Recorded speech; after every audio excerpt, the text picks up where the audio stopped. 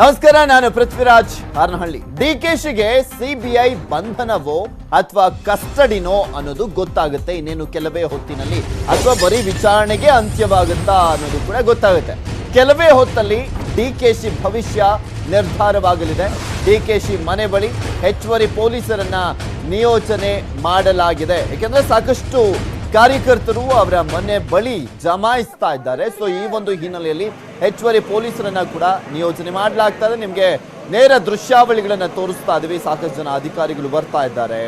ಕೆಲವರು ಡಾಕ್ಯುಮೆಂಟ್ಸ್ಗಳನ್ನ ಕೂಡ ಕಲೆಕ್ಟ್ ಮಾಡ್ಕೊಳ್ತಾ ಇರುವಂಥದ್ದು. ವಿಚಾರಣೆ ಕೂಡ ಸತತವಾಗಿ ಸಾಕ್ತಾನೆ ಇದೆ. ನೀವು ಗಮನಿಸ್ತಾ ಇರುವಂತ ದೃಶ್ಯಾವಳಿ ಈಗ ಅದು ಡಿ.ಕೆ. ಶಿವಕುಮಾರ್ ಅವರ ನಿವಾಸದ ಮುಂಭಾಗದಲ್ಲಿ ನೀವು ಗಮನಿಸ್ತಾ ಇರುವಂಥದ್ದು. ಸದಾಶಿವನಗರ ಮನೆಯಲ್ಲಿ ಪಂಚನಾಮೆ ಶುರುವಾಗಿದೆ. ಪಂಚನಾಮೆ ಬಳಿಕ ಡಿ.ಕೆ.ಶಿ ಭವಿಷ್ಯ ನಿರ್ಧಾರವಾಗುತ್ತೆ. ಡಿ.ಕೆ.ಶಿಯನ್ನ ಅರೆಸ್ಟ್ ಮಾಡುತ್ತಾ ಸಿಬಿಐ ಅನ್ನೋದಕ್ಕೆ ಉತ್ತರ ಸಿಗುತ್ತೆ. 8 ಅಧಿಕಾರಿಗಳಿಂದ ಡಿ.ಕೆ.ಶಿ ಮನೆಯಲ್ಲಿ ಶೋಧವನ್ನ ಮಾಡಲಾಗ್ತಾ ಇದೆ. ಸದ್ಯ 1 ಮತ್ತು 3ನೇ ಮಹಡಿಯಲ್ಲಿ ಸಿಬಿಐ ತಲಾಶೆನ ಮಾಡ್ತಾ ಇದೆ. ಡಿ.ಕೆ.ಶಿ ಮನೆಯಲ್ಲಿ ಸಿಬಿಐ ದಾಳಿ ಅಂತ್ಯವಾಗಿದೆ. ಸಿಬಿಐ ಅಧಿಕಾರಿಗಳ ದಾಳಿ ಅಂತ್ಯವಾಗಿರುವಂಥದ್ದು. ಡಿ.ಕೆ. ಶಿವಕುಮಾರ್ ಅವರ ಸದಾಶಿವನಗರದಲ್ಲಿ ಇರುವಂತಹ ನಿವಾಸದ ಮೇಲೆ ನಡೆದಿದ್ದಂಥ ದಾಳಿ ಅಂತ್ಯವಾಗಿದೆ. ಮಧ್ಯರಾತ್ರಿಯಿಂದಲೇ ಸಿಬಿಐ ಡಿ.ಕೆ. ಶಿವಕುಮಾರ್ ಅವರ ಫ್ಯಾಮಿಲಿಗೆ ಶಾಕ್ ಅನ್ನು ಕೊಟ್ಟಿತ್ತು. ಈಗ ಸಿಬಿಐ ದಾಳಿ ಅಂತ್ಯವಾಗಿದೆ. ಸತತ 7 ಗಂಟೆಗಳ ಪರಿಶೀಲನೆ ಅಂತ್ಯವಾಗಿದೆ. ಪಂಚನಾಮೆ ಶುರು ಮಾಡಿದ್ದಾರೆ ಸಿಬಿಐ ಅಧಿಕಾರಿಗಳು. ಬಟ್ ಇದು ಮಧ್ಯರಾತ್ರಿಯಿಂದ ನಡೆದಿರುವಂತ ಒಂದು ದಾಳಿ ಆಗಿರುವಂತ ಹಿನ್ನೆಲೆಯಲ್ಲಿ ಸಾಕಷ್ಟು ಗಂಟೆಗಳ ಕಾಲ ಅಂದ್ರೆ ಅವರಿಗೆ ರೆಸ್ಟ್ ಕೊಟ್ಟು ನಂತರ ವಿಚಾರಣೆ ಮಾಡ್ತಾ ಇವರಂತೂ ತಲಾಶನ್ನ ಕಂಟಿನ್ಯೂ ಮಾಡಿರ್ತಾರೆ. ಈಗ ಆ ಒಂದು ಪರಿಶೀಲನೆ ಅಂತ್ಯವಾಗಿದೆ. ಪಂಚನಾಮೆಯನ್ನ ಶುರು ಮಾಡಿದ್ದಾರೆ ಸಿಬಿಐ ಅಧಿಕಾರಿಗಳು. ಏನೇನು ದಾಖಲೆಗಳನ್ನು ವಶಪಡಿಸಿಕೊಂಡಿರ್ತಾರೆ, ಹಾಗೆ ಯಾವ್ಯಾವ ರೀತಿಯಾಗಿ ಈ ಒಂದು ದಾಳಿ ನಡೀತು, ಏನು ಎತ್ತ, ವಿಚಾರಣೆ ಏನಾಯಿತು, ಅದೆಲ್ಲದ್ರ ಬಗ್ಗೆನೂ ಕೂಡ ಕಲೆಕ್ಟ್ ಮಾಡ್ಕೊಂಡಿರುವಂಥ ದಾಖಲೆಗಳ ಆಧಾರದ ಮೇಲೂ ಕೂಡ ಡಿ.ಕೆ. ಶಿವಕುಮಾರ್ ಅವರ ಬಳಿ ಸಹಿಯನ್ನು ಹಾಕಿಸ್ಕೊಳ್ತಾ ಇರ್ತಾರೆ. ಪಂಚನಾಮೆಯ ಸಂದರ್ಭದಲ್ಲಿ ಹೀಗಾಯಿತು, ಏನು ಎತ್ತ, ಅದೆಲ್ಲದ್ರ ಬಗ್ಗೆನೂ ಕೂಡ ನೋಡಾದ್ಮೇಲೆ ಅವರ ಹತ್ರ ಸಹಿಯನ್ನು ಕೂಡ ಹಾಕಿಸ್ಕೊಳ್ತಾರೆ. ಡಿ.ಕೆ. ಶಿವಕುಮಾರ್ ಅವರ ಮನೆಯಲ್ಲಿ ಸಿಬಿಐ ದಾಳಿ ಅಂತ್ಯವಾಗಿದೆ. ಇದೆಲ್ಲದ್ರ ಬಗ್ಗೆ ಮತ್ತಷ್ಟು ಡೀಟೇಲ್ಸ್ ಅನ್ನ ನೀಡ್ತಾರೆ ನಮ್ಮ ಪ್ರತಿನಿಧಿ ಮಂಜುನಾಥ್. ದೂರವಾಣಿ ಸಂಪರ್ಕದಲ್ಲಿದ್ದಾರೆ. ಎಸ್ ಮಂಜು, ಸಿಬಿಐ ದಾಳಿ ಅಂತ್ಯವಾಗಿದೆ. ವಾಟ್ ನೆಕ್ಸ್ಟ್, ಏನಾಗಬಹುದು? ಪೃಥ್ವಿ, ಮುಂಜಾನೆ ಶಿವಕುಮಾರ್ ಅವರ ನಿವಾಸದ ಮೇಲೆ ಸುಮಾರು 8 ಜನ ಸಿಬಿಐನ ಅಧಿಕಾರಿಗಳಿಂದ ದಾಳಿಯನ್ನ ಮಾಡ್ತಾರೆ. ದಾಳಿ ನಡೆಸಿದಂತಹ ಅಧಿಕಾರಿಗಳು 1ನೇ ಮತ್ತು 3ನೇ ಮಹಡಿಯಲ್ಲಿ ಸುಮಾರು 7 ಗಂಟೆಗಳ ಕಾಲ ಶೋಧ ಕಾರ್ಯವನ್ನ ನಡೆಸ್ತಾರೆ. ಅಂದ್ರೆ 8 ಗಂಟೆಯಿಂದ ಹಿಡಿದು ಈಗ 3 ಗಂಟೆವರೆಗೂ ಕೂಡ ಅಷ್ಟೇ ಅಧಿಕಾರಿಗಳು ಮನೆ ಮತ್ತು ಕೊಠಡಿ ಪ್ರತಿಯೊಂದನ್ನು ಕೂಡ ಅಷ್ಟೇ ಶೋಧ ಕಾರ್ಯ ನಡೆಸ್ತಾರೆ. ಅದರಲ್ಲೂ ಪ್ರಮುಖವಾಗಿ ಡಿ.ಕೆ. ಶಿವಕುಮಾರ್ ಅವರು ವಾಸವಾಗಿರುವಂತಹ ಒಂದು ರೂಮ್ ಏನಿತ್ತು, ಆ ರೂಮ್ ನಲ್ಲಿ ಮತ್ತು ಲಾಕರ್ ನಲ್ಲಿರುವಂತಹ ಕೆಲವೊಂದಷ್ಟು ದಾಖಲಾತಿಗಳಿರುತ್ತೆ, ಅವೆಲ್ಲವನ್ನು ಕೂಡ ಅಷ್ಟೇ ಪರಿಶೀಲನೆ ಮಾಡಿದರೆ. ಜೊತೆಗೆ ಸುಮಾರು 2 ರಿಂದ 3 ಗಂಟೆಗಳ ಕಾಲ ಡಿ.ಕೆ. ಶಿವಕುಮಾರ್ ಅವರನ್ನು ಕೂಡ ಅಷ್ಟೇ ಕೆಲವೊಂದು ವಿಚಾರಗಳವಾಗಿ ಸಿಬಿಐನ ಅಧಿಕಾರಿಗಳು ಪ್ರಶ್ನೆಗಳನ್ನು ಕೂಡ ಮಾಡಿದ್ರು. ಈಗ ಸದ್ಯಕ್ಕೆ 3 ಗಂಟೆ ವೇಳೆಗೆ ಸದ್ಯಕ್ಕೆ ಆ ಒಂದು ಮನೆಯನ್ನೆಲ್ಲವನ್ನು ಜಾಲಾಡಿ ಜೊತೆಗೆ ದಾಳಿಯನ್ನ ಅಂತ್ಯ ಮಾಡಿದ್ದಾರೆ. ದಾಳಿ ಅಂತ್ಯ ಮಾಡಿದ್ರು ಕೂಡ ಅಷ್ಟೇ ಅಲ್ಲಿನ ಒಂದು ಮಹಜರ್ ಮಾಡ್ಬೇಕಾಗುತ್ತೆ. ಯಾಕಂದ್ರೆ ಯಾವುದೇ ಒಂದು ಸರ್ಚ್ ವಾರೆಂಟ್ ತಗೊಂಡೋಗಿ ದಾಳಿಯನ್ನ ನಡೆಸಿದ ಸಂದರ್ಭದಲ್ಲಿ ಅದರ ಒಂದು ಮಹಜರನ್ನ ನಡೆಸಬೇಕಾಗುತ್ತೆ. ಎಲ್ಲಿ ಏನ್ ಸಿಕ್ತು, ಏನೆಲ್ಲಿ ಆ ಒಂದು ಕೊಠಡಿಯಲ್ಲಿ ಏನೇನು ಸಿಕ್ತು, ಈಗ ಪ್ರತಿಯೊಂದನ್ನು ಕೂಡ ಅಷ್ಟೇ ಮಹಜರ್ ಮಾಡ್ಬೇಕಾಗುತ್ತೆ. ಆ ಒಂದು ಪಂಚನಾಮ ಮಾಡೋದಕ್ಕೆ ಸುಮಾರು 1 ರಿಂದ 2 ಗಂಟೆಗಳ ಕಾಲಾವಕಾಶ ತಗೊಳುತ್ತೆ. ಆ ಒಂದು ಪಂಚನಾಮ ಯಾವ ರೀತಿ ಮಾಡ್ತಾರೆ ಅಂದ್ರೆ, ಯಾರ ಮನೆಯ ಮೇಲೆ ದಾಳಿ ಮಾಡಿದರೆ ಆ ಒಂದು ಮನೆಯ ಮಾಲೀಕರು ಕೂಡ ಅಷ್ಟೇ ಅಲ್ಲಿ ಯಾರೆಲ್ಲ ಇದ್ರು ಅವರ ಒಂದು ಸಮ್ಮುಖದಲ್ಲಿ ಆ ಒಂದು ಪಂಚನಾಮ ಕೂಡ ಮಾಡ್ತಾರೆ. ಪಂಚನಾಮ ಆದಂತಹ ಬಳಿಕ ಅವರಿಬ್ಬರನ್ನು ಕೂಡ ಡಿ.ಕೆ. ಶಿವಕುಮಾರ್ ಮತ್ತು ಅವರ ಪತ್ನಿ ಇಬ್ಬರ ಒಂದು ಸಹಿಯನ್ನು ಕೂಡ ಅಷ್ಟೇ ಅಲ್ಲಿ ಪಡ್ಕೊಂತಾರೆ. ಆದ್ರೆ ಇಲ್ಲಿ ಪ್ರಮುಖವಾಗಿ ಡಿ.ಕೆ. ಶಿವಕುಮಾರ್ ಅವರು ಬಂಧನ ಆಗ್ತಾರಾ ಇಲ್ವೋ ಅನ್ನೋಂಥದ್ದು ಸಾಕಷ್ಟು ಇದೆ ಅಂತ ಪ್ರಶ್ನೆಗಳು ಉದ್ಭವ ಆಗಿದೆ. ಆದ್ರೆ ಅದಕ್ಕೂ ಕೂಡ ಅಷ್ಟೇ ಪಂಚನಾಮ ಆದಂತಹ ಬಳಿಕ ಸಿಬಿಐನ ಅಧಿಕಾರಿಗಳು ಡಿ.ಕೆ. ಶಿವಕುಮಾರ್ ಅವರು ಏನ್ ಹೇಳ್ತಾರೆ ಅಂತ, ಒಂದು ವೇಳೆ ಏನಾದ್ರೂ ಇನ್ನಷ್ಟು ಎನ್ಕ್ವೈರಿ ಮಾಡುವಂತದ್ದು ಅಗತ್ಯವಿದ್ದು, ಯಾಕಂದ್ರೆ ಈಗಾಗಲೇ 3 ಗಂಟೆಗಳ ಕಾಲ ಏನು ಡಿ.ಕೆ. ಶಿವಕುಮಾರ್ ಅವರನ್ನ ವಿಚಾರಣೆ ಮಾಡಿದ್ದಾರೆ, ಅಲ್ಲಿ ಏನಾದ್ರೂ ಒಂದಷ್ಟು ಗೊಂದಲಗಳು ಮತ್ತು ಸರಿಯಾದಂತಹ ಒಂದು ಮಾಹಿತಿ ಸಿಬಿಐನ ಅಧಿಕಾರಿಗಳಿಗೆ ಸಿಕ್ಕಿಲ್ಲ ಅಂದಂತಹ ವೇಳೆಯಲ್ಲಿ ಪಂಚನಾಮೆಯ ಒಂದು ಪ್ರಕ್ರಿಯೆ ಮುಗಿದಂತ ಬಳಿಕ ಡಿ.ಕೆ. ಶಿವಕುಮಾರ್ ಅವರನ್ನು ಕೂಡ ಸಿಬಿಐ ಅಧಿಕಾರಿಗಳು ಜೊತೆಯಲ್ಲಿ ಸಿಬಿಐ ಕಚೇರಿಗೆ ಕರೆದೊಯ್ಯುವಂತ ಸಾಧ್ಯತೆಗಳು ಇರುತ್ತೆ. ಯಾಕಂದ್ರೆ ಇನ್ನಷ್ಟು ಇನ್ವೆಸ್ಟಿಗೇಷನ್ ಮಾಡುವಂತ ಕಾರಣಕ್ಕೋಸ್ಕರ 24 ಗಂಟೆಗಳ ಕಾಲವೂ ಕೂಡ ಅಷ್ಟೇ ಸಿಬಿಐ ಅಧಿಕಾರಿಗಳಿಗೆ ಒಂದು ಟೈಮ್ ಇರುತ್ತೆ. 24 ಗಂಟೆಗಳ ಒಳಗಾಗಿ ಆರೋಪಿಯನ್ನ ನ್ಯಾಯಾಧೀಶರ ಮುಂದೆ ಪ್ರೊಡ್ಯೂಸ್ ಮಾಡಿ ಮತ್ತಷ್ಟು ದಿನಗಳ ಕಾಲ ಕಸ್ಟಡಿಗೆ ಕೇಳುವಂತ ಸಾಧ್ಯತೆ ಇರುತ್ತೆ. ಒಂದು ವೇಳೆ ಈ ಒಂದು ಪಂಚನಾಮ ಪ್ರಕ್ರಿಯೆ ಆದಂತ ಬಳಿಕ ಮತ್ತು 3 ಗಂಟೆಗಳು ಏನಿವಾಗ ಡಿ.ಕೆ. ಶಿವಕುಮಾರ್ ಅವರನ್ನ ಎನ್ಕ್ವೈರಿ ಮಾಡಿದರೆ, ಎನ್ಕ್ವೈರಿ ವೇಳೆಯಲ್ಲಿ ಒಂದಿಷ್ಟು ಉತ್ತರಗಳು ಕೂಡ ಸಮಂಜಸವಾಗಿದ್ದು ಸಿಬಿಐ ಅಧಿಕಾರಿಗಳು ತೃಪ್ತಿ ಇದ್ದಂತ ವೇಳೆಯಲ್ಲಿ ಮತ್ತೊಂದು ದಿನ ನೋಟಿಸ್ ಕೊಟ್ಟು ವಿಚಾರಣೆಗೆ ಹಾಜರಾಗುವಂತೆ ಕೂಡ ಹೇಳಬಹುದು. ಒಂದು ವೇಳೆ ಹಾಜರಾಗೋದು ಬೇಡ, ಈಗಲೇ ಇನ್ನಷ್ಟು ಇನ್ವೆಸ್ಟಿಗೇಷನ್ ಮಾಡುವಂತ ಅಗತ್ಯತೆ ಇದೆ. ಈ ಒಂದು ಪ್ರಕರಣದಲ್ಲಿ ಈಗಾಗಲೇ ಸಿಬಿಐನ ಅಧಿಕಾರಿಗಳು ಮತ್ತು ಇಡಿ ಮತ್ತು ಐಟಿ ಅಧಿಕಾರಿಗಳು ಕೊಟ್ಟಂತ ಒಂದಷ್ಟು ಸಾಕ್ಷ್ಯಾಧಾರ ಇತ್ತು. ಅದೆಲ್ಲವನ್ನು ಕೂಡ ಮುಂದೆ ಇಟ್ಕೊಂಡು ನಾವು ಇನ್ವೆಸ್ಟಿಗೇಷನ್ ಅನ್ನ ಈಗಲೇ ಕಂಟಿನ್ಯೂ ಮಾಡಬಹುದು ಅಂದ್ರೆ ಸಿಬಿಐನ ಅಧಿಕಾರಿಗಳು ಡಿ.ಕೆ. ಶಿವಕುಮಾರ್ ಅವರನ್ನ ಮನೆಯಿಂದ ಹೊರಡುವಂತ ಸಮಯದಲ್ಲಿ ಅವರನ್ನು ಕೂಡ ಜೊತೆಯಲ್ಲಿ ಸಿಬಿಐ ಕಚೇರಿಗೆ ಕರೆದೊಯ್ದು ಅಲ್ಲಿಯೂ ಕೂಡ ಎನ್ಕ್ವೈರಿ ಮಾಡುವಂತ ಸಾಧ್ಯತೆಗಳು ಕೂಡ ಹೆಚ್ಚಾಗಿರುತ್ತೆ. ಸದ್ಯಕ್ಕೀಗ ಡಿ.ಕೆ. ಶಿವಕುಮಾರ್ ಅವರ ಮನೆಯ ಮೇಲಿನ ದಾಳಿ ಕಂಪ್ಲೀಟ್ ಆಗಿದೆ.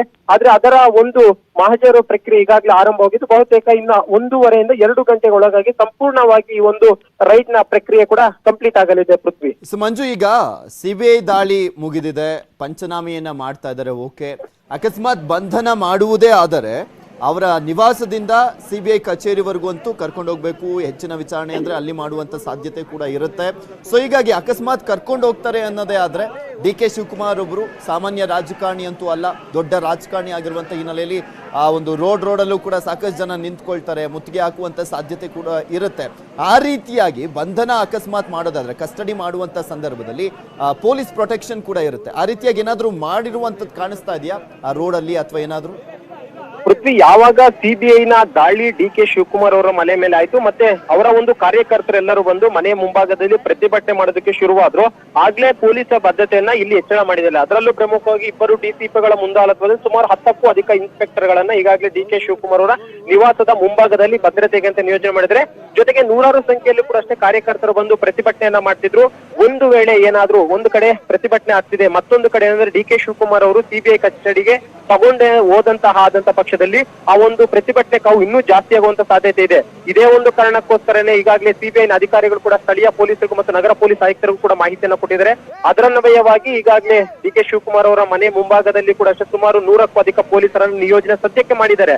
ಜೊತೆಗೆ ಸಿಬಿಐ ಕಚೇರಿಯಲ್ಲಿ ಕೂಡ ಅಷ್ಟೇ ಈಗಾಗಲೇ ಬ್ಯಾರಿಕೇಡ್ ಗಳನ್ನ ಹಾಕಿ ಅಲ್ಲಿ ಎಲ್ಲ ರೀತಿಯಂತ ಭದ್ರತೆಯನ್ನು ಕೂಡ ಮಾಡಿಕೊಂಡಿದ್ದಾರೆ. ಮಧ್ಯೆ ಆ ರೀತಿಯಾದಂತ ವ್ಯವಸ್ಥೆ ಏನಿಲ್ಲ ಸದ್ಯಕ್ಕೆ.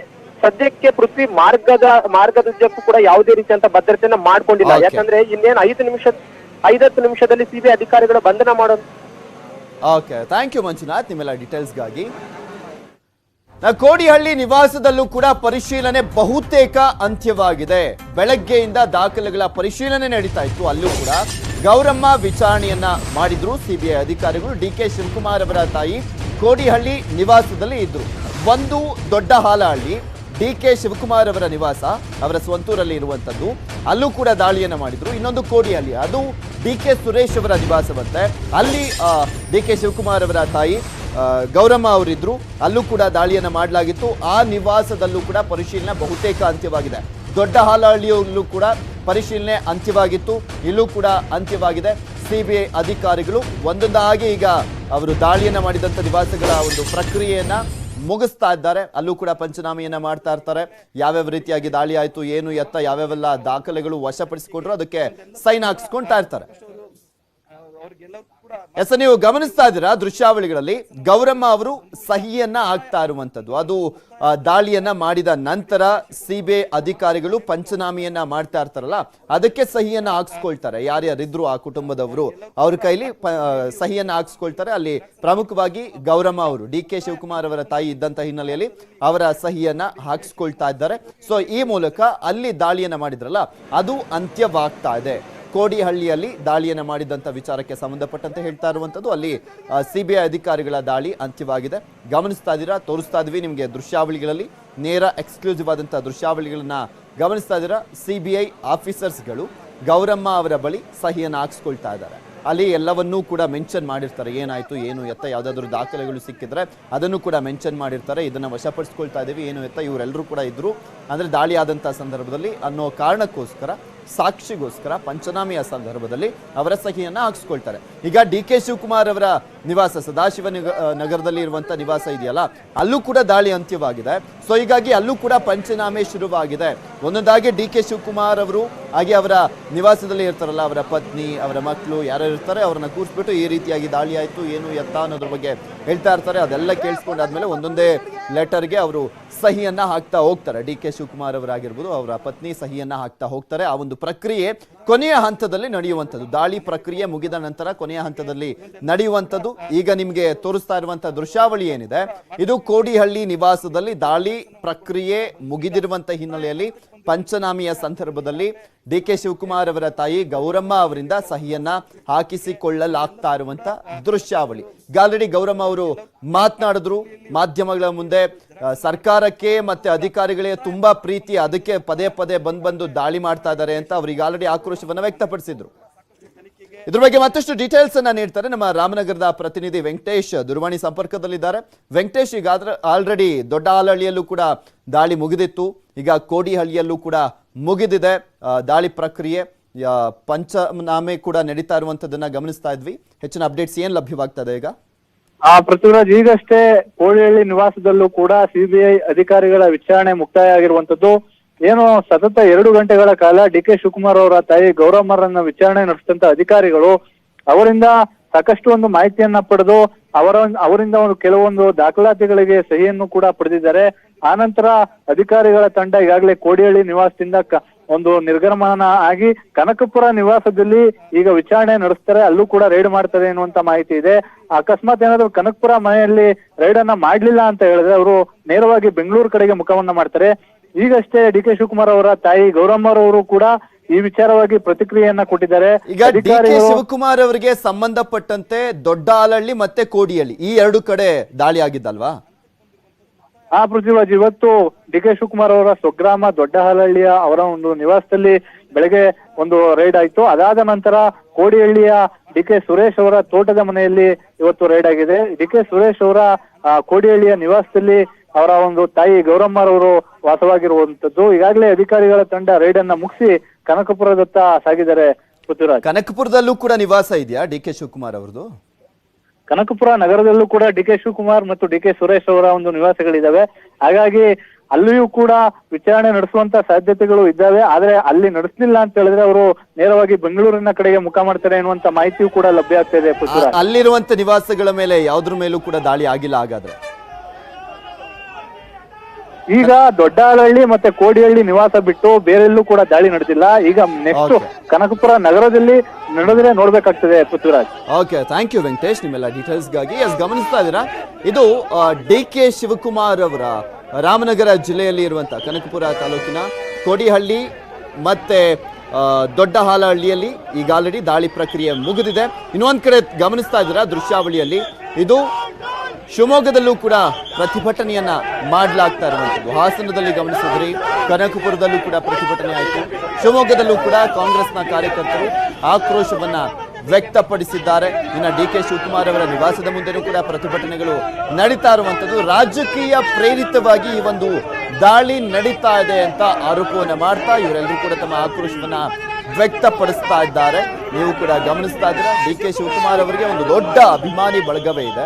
ಡಿ.ಕೆ. ಶಿವಕುಮಾರ್ ಅವರು ರಾಜಕೀಯದಲ್ಲಿ ದೊಡ್ಡ ಮಟ್ಟದ ಹೆಸರನ್ನ ಮಾಡಿರುವಂಥದ್ದು. ಅಟ್ ಪ್ರೆಸೆಂಟ್ ಕೆಪಿಸಿಸಿ ಅಧ್ಯಕ್ಷರಾಗಿದ್ದಾರೆ, ರಾಜ್ಯ ಕಾಂಗ್ರೆಸ್ನ ಅಧ್ಯಕ್ಷರಾಗಿರುವಂಥದ್ದು.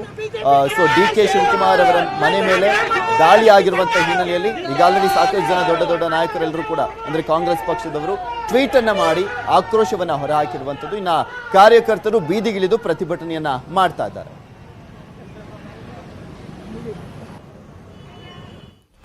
ಡಿ.ಕೆ. ಶಿವಕುಮಾರ್ ಮನೆ ಮೇಲೆ ಸಿಬಿಐ ಅಧಿಕಾರಿಗಳು ದಾಳಿಯನ್ನ ಮಾಡಿದ್ದಾರೆ. ಅದರ ಕ್ಷಣದ ಅಪ್ಡೇಟ್ಸ್ ಅನ್ನ ಕೂಡ ನಿಮಗೆ ನೀಡ್ತಾ ಇದ್ದೀವಿ. ಇನ್ನೂ ಹೆಚ್ಚಿನ ಅಪ್ಡೇಟ್ಸ್ ಬೇಕು ಅಂದ್ರೆ ನೀವು news18kannada.com ನಲ್ಲಿ ಲಭ್ಯವಿದೆ. ಅದು ಸಂಪೂರ್ಣ ಮಾಹಿತಿಗಾಗಿ kannada.news18.com ಗೆ ಲಾಗಿನ್ ಮಾಡಿ ಅದರಲ್ಲಿ ಅಪ್ಡೇಟ್ಸ್ ಅನ್ನ ಪಡ್ಕೊಳ್ಬಹುದು. ಮತ್ತಷ್ಟು ಅಪ್ಡೇಟ್ಸ್ ಅನ್ನ ನಿಮ್ಮ ಮುಂದೆ ಇಡ್ತಾ ಹೋಗ್ತೀನಿ ಈ ನ್ಯೂಸ್ ನಲ್ಲಿ. ಆದ್ರೆ ಅದಕ್ಕೂ ಮುಂಚೆ ಒಂದು ಸ್ಮಾಲ್ ಬ್ರೇಕ್. ಡಿ.ಕೆ. ಶಿವಕುಮಾರ್ ಅವರಿಗೆ ನಿನ್ನೆ ರಾತ್ರಿನೇ ಸಿಬಿಐ ಅಧಿಕಾರಿಗಳು ಶಾಕ್ ಅನ್ನ ನೀಡಿರುವಂತದ್ದು. ಈಗ ಆಲ್ರೆಡಿ ಪಂಚನಾಮೆ ನಡೀತಾ ಇರುವಂತದ್ದು. ಕೆಲವೊಂದು ಕಡೆ ದಾಳಿ ಕೂಡ ಅಂತ್ಯವಾಗಿದೆ. ಇದೆಲ್ಲದ್ರ ಬಗ್ಗೆನೂ ಕೂಡ ಸಾಕಷ್ಟು ನಾಯಕರು ಮಾತನಾಡಿದ್ದಾರೆ. ಇನ್ನು ಇದೇ ವಿಚಾರಕ್ಕೆ ಸಂಬಂಧಪಟ್ಟಂತೆ ಮಾತಾಡಲಿಕ್ಕೆ ನಮ್ಮ ಜೊತೆ ಗೋ ಮಧುಸೂದನ್ ಅವರು, ಬಿಜೆಪಿಯ ಹಿರಿಯ ನಾಯಕರು, ನೇರ ಸಂಪರ್ಕದಲ್ಲಿ ಜಾಯ್ನ್ ಆಗ್ತಾ ಇದ್ದಾರೆ. ನಮಸ್ಕಾರ ಸರ್, ನಿಮ್ ಫಸ್ಟ್ ರಿಯಾಕ್ಷನ್ ಏನು ಈ ಒಂದು ದಾಳಿ ವಿಚಾರಕ್ಕೆ ಸಂಬಂಧಪಟ್ಟಂತೆ?